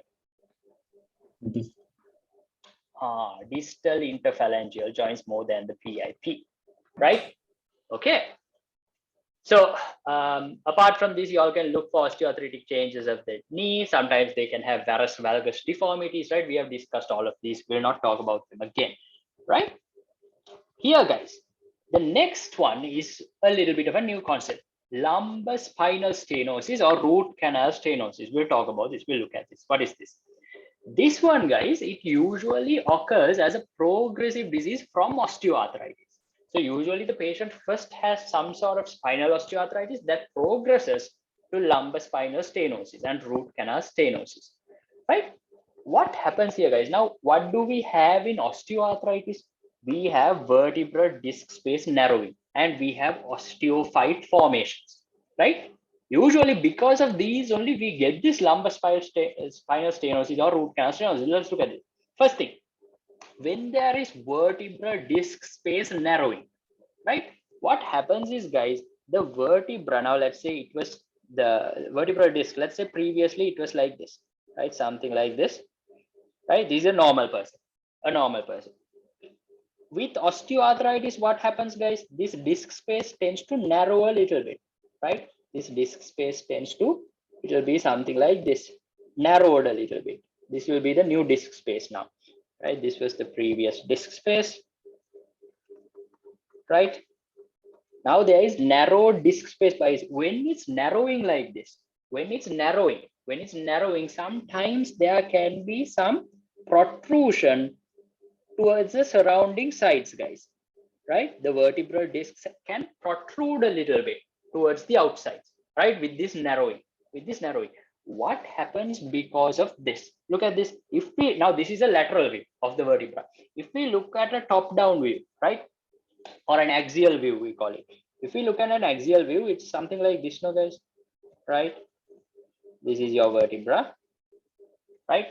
Something like this. And you all know on this top, right? Here we have the disc. Here we have the disc, right? This is the disc, intervertebral disc, fibrocartilaginous structure. I hope you all remember, right? There is a annulus fibrosus and a nucleus pulposus. We'll look at it again in a little while, right? So inside here, inside this central canal is the spinal cord. Our spinal cord is here in the central canal, right? Spinal cord is there. Now, what happens, guys, with this bulging out, right? With this bulging out, what happens is, let's say it's like this. Again, we'll draw another one, right? Right. With this bulging out, guys, this one comes out a little bit like this, right? The disc bulges out of the level of the bone, from the level of the bone, right? You all can understand this 3D structure now, right? I'm drawing it 2D, but I hope you all understand.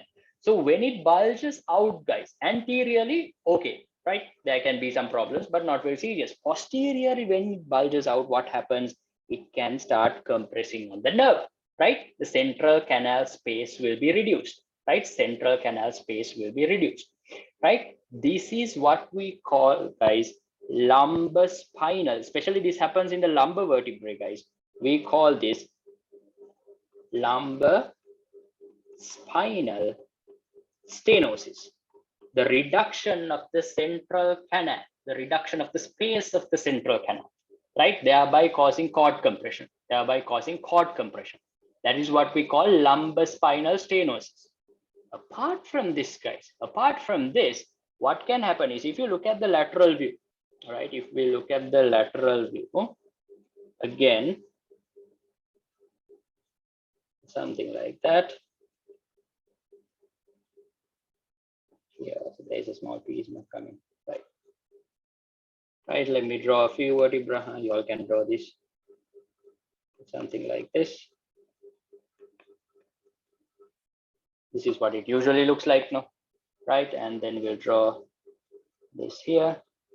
These are the disc spaces, right? Look at this, guys. Now, what did we say? The second thing. So this one basically happens. The lumbar spinal stenosis, guys, mainly happens due to the vertebral disc space narrowing because of the protrusion, right? This is the second one. The root canal stenosis. Why does this happen? This happens especially because of the osteophytes, guys. Now you all know, right? Now I'm first drawing. This is a normal vertebra. In the normal vertebra, you all know from this lateral side, right? Who comes out, right? Your nerves, your nerve roots come out. Your nerve roots come out. Okay, this is how the usual structure is, right? A rough structure, but your nerve roots come out of this, right? And your spinal cord is going through these, right? You can't see it really in the lateral aspect, right? Your nerve roots come out of these. Now what happens is, guys, due to this osteophytosis, due to osteophyte formation, right? Look at this osteophyte formations, guys. I will draw them in thickened appearance, right? They can happen in any of these areas, right? Any of these areas, osteophyte formation can happen, right? When this happens, guys, they are at a highly likely chance to compress, right, the nerve roots that are coming out, not mainly the spinal column, which is compressed here, but the nerve roots that are coming out are more likely to get compressed at these areas, right? Therefore, we call this one root canal stenosis, right? Root canal stenosis, right? So we have lumbar spinal stenosis and root canal stenosis. So lumbar spinal stenosis mainly cord compression, Root canal stenosis, what? Mainly the nerve root compression. If I'm telling you all sciatica, which one is most likely to cause sciatica? Lumbar spinal stenosis or root canal stenosis? Root canal stenosis is the one that will give you sciatica, right? Okay. Then if we are talking about bilateral paraplegia or paresthesia, these kind of things can come from lumbar spinal stenosis. Okay. Now, what I want you all to know here, right? Here, guys, especially if there are neurological manifestations, if the patient complains of tingling sensations or things like that, we can do what is called a straight leg raise test, right? Straight leg raise test, right? Straight leg raise test, right? I have a video today. I will show it to you out at the end of the class. What we basically do is, guys, we tell the patient, lie supine, right? Lie supine on a bed, right? Lie supine on a bed, right? And what we do is we raise, let's say we keep one leg on the bed itself, the other leg, guys, we raise it. You as the examiner, you have to do the raising. Make sure to keep the knee extended. Knee should be fully extended, right? Knee fully extended. And what we do is we raise this leg, right, up to about 50 to 60 degrees, right? Not more than that, about 60 degrees, we raise the leg. Usually, guys, now look at this. Based on this structure, you all know, if I draw the vertebra here, right, something like this, no? Right, and then he will have his sacrum somewhere there, right, and the pelvic and all of those. So the sciatic nerve usually comes down here, from here, right? So when this leg is being raised, guys, if this patient has a stenosis, if he has a mild stenosis even, what will happen? It will impinge that nerve and elicit the pain much more significantly. Okay, it will elicit the pain much more significantly. Okay, right? So if the patient experiences pain within this 0 to 60 range, 0 to 60 degree range, if he experiences at least a little bit of pain, right, this is a positive straight leg raise test, right? Positive straight leg raise test. Then we can do further things to confirm this. We can do some dorsiflexion, right? I will show those in the video, right? This is the straight leg raise test. Okay, so if the straight leg raise test is positive, there is an indication that their nerve roots are getting compressed, right? The nerve root is getting compressed. Okay, it doesn't only have to mean lumbar spinal stenosis or root canal stenosis. There can be other causes like a slip disc. We'll talk about those, right? About disc prolapse, things like that, right? This straight leg raise test can be used for multiple things, right? Okay, right. Look at this, guys. Now, the next thing I want you all to know, right? Let me put this up here. So this is the basic about the lumbar spinal stenosis and root canal stenosis. What I want you all to know, guys, further if this disease progresses, you all can write further progression of the condition, right? Further progression, right? Further progression of the, especially guys, these farmers and all, you all meet a lot. They don't come to you until the disease has progressed so much, right? Okay. So when the disease progresses further, guys, we get a condition what we call as lumbar spondylosis. Right? Look at this. What is this lumbar spondylosis, guys? Basically, this is progressed osteoarthritis, but there are some characteristic features we can look for, right?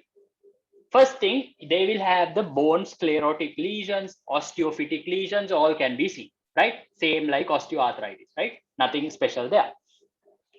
Then one special thing you can see here is, guys, one thing on MRIs. On MRIs, sometimes you can appreciate what we call a dehydrated disc, right? Dehydrated disc. Dehydrated disc, right? You all know, guys, the vertebral disc, right? The vertebral disc, if I draw it like this, right? This is the vertebral disc. It contains two main structures, no? The outer one is the fibrous structure. This is the fibrocartilaginous structure. What do we call this? What do we call this outer one? What is this? Annulus fibrous. Annulus. Yes, annulus fibrosus. Annulus fibrosus, right? Fibrosus. The middle one here, guys, is our nucleus pulposus, we call this, right? Nucleus pulposus. This nucleus pulposus portion, guys, it mainly contains, its major constituent is water and then some loosely arranged collagen. Major constituent is water, right? Major constituent is water. Annulus fibrosus, the major constituent is cartilage, fibrocartilage, okay? Nucleus pulposus, major constituent is water, and then there are some collagen strands there as well, right? Now, what you can see on MRI in lumbar spondylosis, one thing is a dehydrated disc. This water content is reduced, guys. Water content. So you can see it, right? Depending on the T2 or T1 that you use. If you all are using a T2, you all know the water is usually seen as a brighter color, right? So you will see some discs, the affected discs look a little bit darker. The normal discs are nicely bright, right? You can see dehydrated disc. This is what we call dehydrated disc. This one is a little bit difficult to see, guys. Difficult to see. What is an easier thing to see? Something we can see on X-ray, guys. Something we can see on X-ray. We can see a fracture. Look at this. Fracture of what we call the pars intra-articularis. Pars intra-articularis. Right? What is this pars intra-articularis? Right? Look at this, guys. When vertebra join together, how do they join together, guys? How are they connected together? You all know there is something called a facet joint, right? There are facet joints, right? Up and down, both are there. Look at this. It's something like this. No, let me draw. You all also can draw, something like this, and then down also there is one. Copy that. So this one will come and join to that, right? Like this. Something like this, right? So these are these facet joints. They're not a very accurate drawing. These yellow highlights that I'm putting, these are the facet joints, guys. So each vertebra, it is joined to the vertebra above and the vertebra below by these facet joints. Okay, this is how it is, right? The pars intra-articularis is, guys, basically the lamina portion. Right, it is a part of the lamina. Somewhere here is what we call the pars intra-articularis. Right now, there can be, especially with this continued osteoarthritic lesions, this lamina portion here, guys, this pars intra-articularis is one of the thinnest portions of your vertebra. Right, it is a very thin lamina-like structure, so it is very easy to fracture here, especially with weakening of the bone. Right, so characteristically, guys, we can see different types. One fracture, sometimes fractures can be like this, right? This is one type. Then we can see something like this sometimes, right? Something like that. Sometimes we can see something like this, right? Whatever, we can see different types of fractures in the pars intra-articularis. End of the day, you can see a fracture line in the pars intra-articularis, right? The bone doesn't separate here, right? We will talk about that. That comes in spondylolisthesis. We'll talk about that, right? The bone separates from this fracture. Here, just the fracture line, okay? Here, just the fracture line.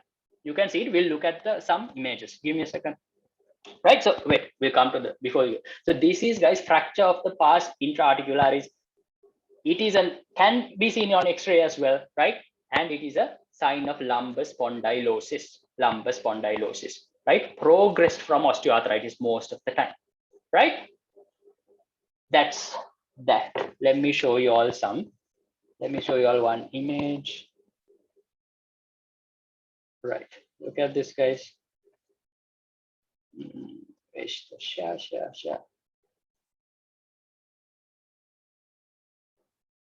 Right. Look at this, guys. Yeah. Here it's a little difficult to see in the frontal view, lateral view. Yes.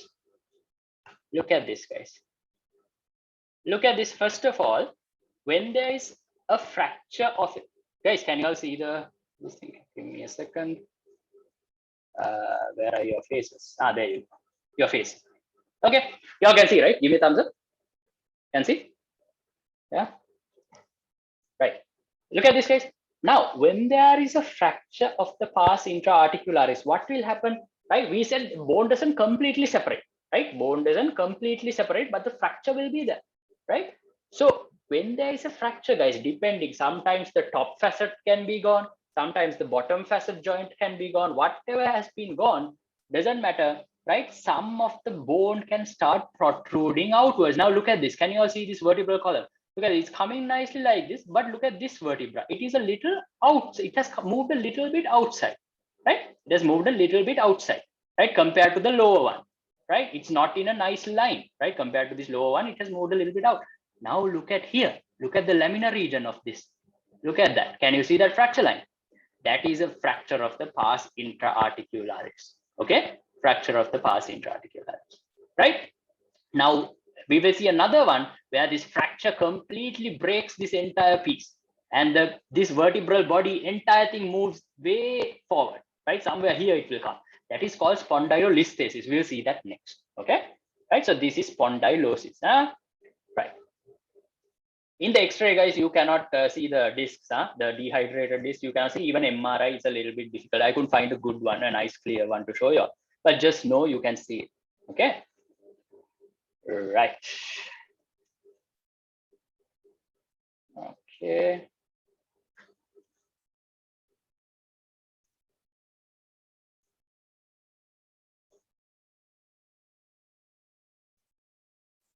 Okay.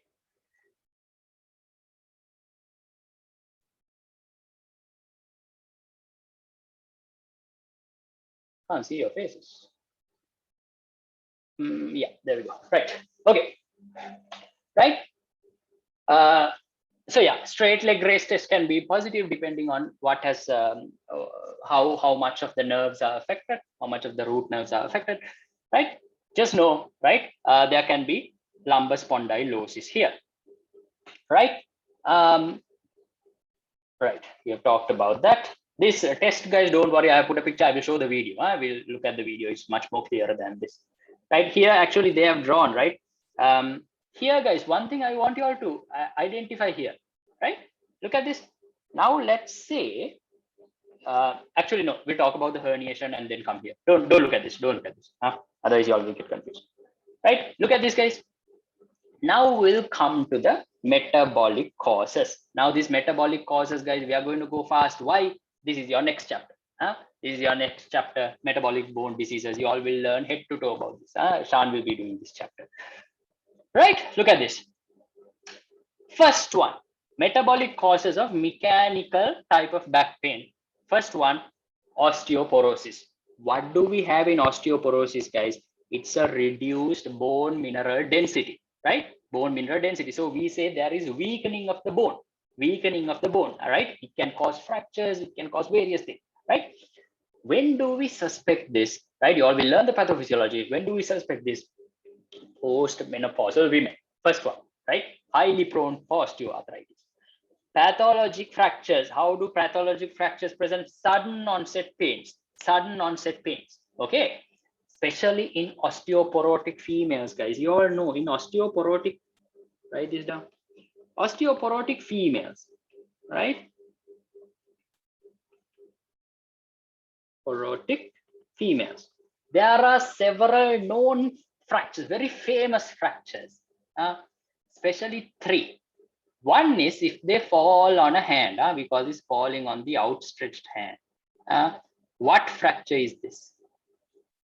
Juniors, don't worry, right? Seniors. Push. Sorry? Scaphoid. This is a Colles fracture, right? Colles fracture. These are dinner fork deformity. Dinner fork deformity. Do you all remember? Right? Don't worry. These are surgical chapters, guys. We will not discuss these here. Huh? There is something called a Colles fracture of the hand, of the wrist, guys. It's somewhere here, right? There is a dinner fork deformity of the hand. Don't worry. It's not necessary to know now. But the thing is, if the patient is presenting, if it's a postmenopausal female coming to you with back pain, you can ask for a history of a Colles fracture or a fracture of the femoral neck fracture, right? Or the other one is the one we are talking about, vertebral fractures. These are the most common 3 types of fractures in an osteoporotic female, right? Osteoporotic female. These are all pathologic fractures. Okay. Next one, Cushing's syndrome. What's the relationship between Cushing's syndrome and osteoporosis and back pain? What do you all think? Any idea? Steroid treatment. High. Okay. High. High. Yeah. Before thinking about the treatment, look at this guy. Cushing syndrome. What do they have? They have high levels of cortisol, right? They have high levels of cortisol. What does cortisol do to vitamin D? It inactivates vitamin D. Inactivation of vitamin D, right? Inactivated vitamin D. If vitamin D is inactivated, can we take calcium into our body? Can we absorb calcium? Right? No, vitamin D is essential for the absorption of calcium. Okay. Next thing, guys, post-gastrectomy. This one, guys, we are not going to go into depth, right? Earlier, it was believed when you do a gastrectomy that there might be a reduction in vitamin D and there might be calcium deficits and all of these. That's why there's a relationship with osteoporosis.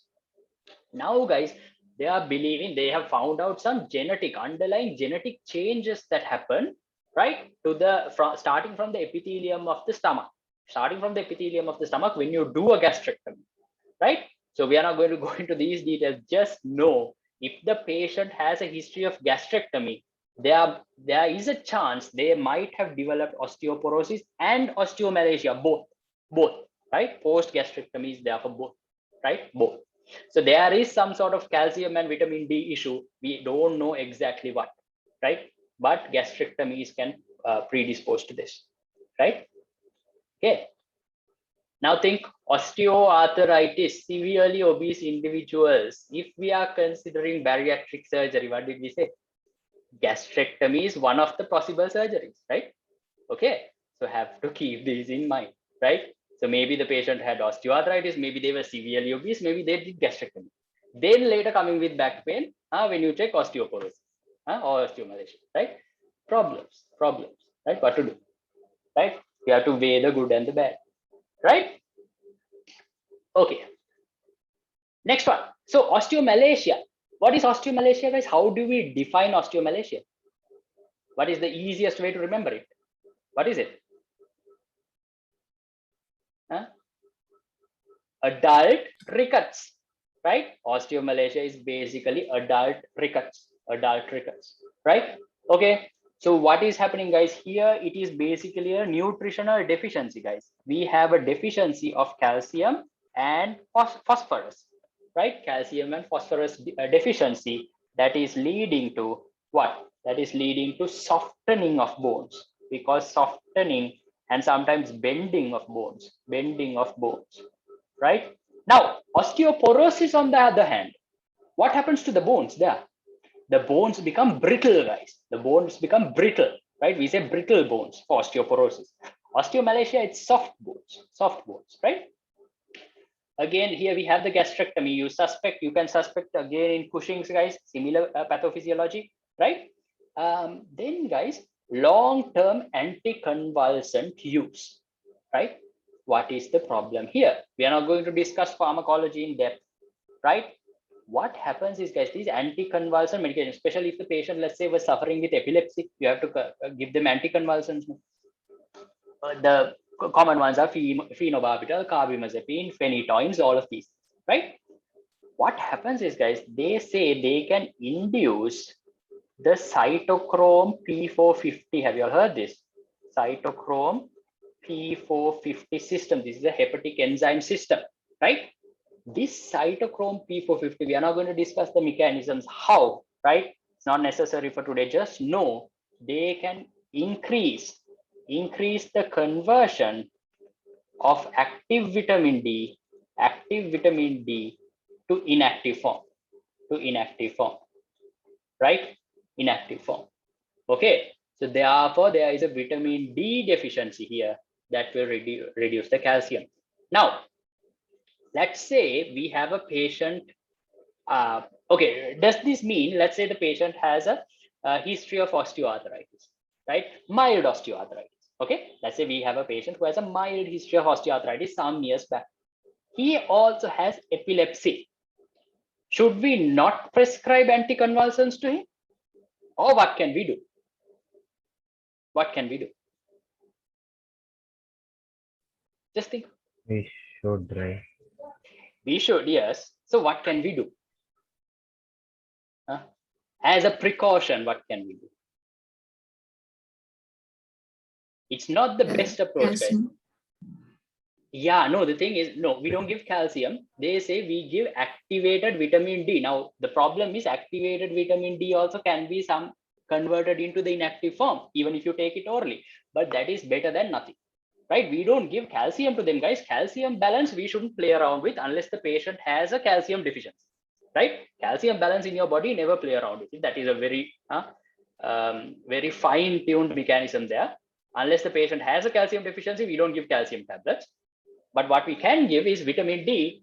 It is not very effective because this cytochrome P450 can still degrade that into the inactive forms, but it is better than nothing. And they've actually found that it helps. It helps.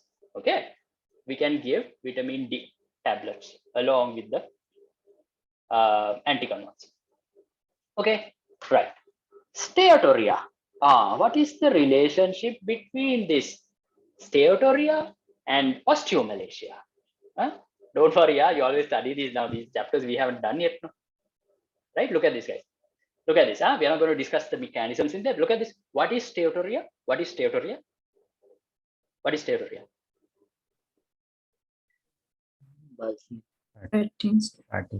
Yeah, excessive fat in the stool, right? Basically, excessive fat in the stool.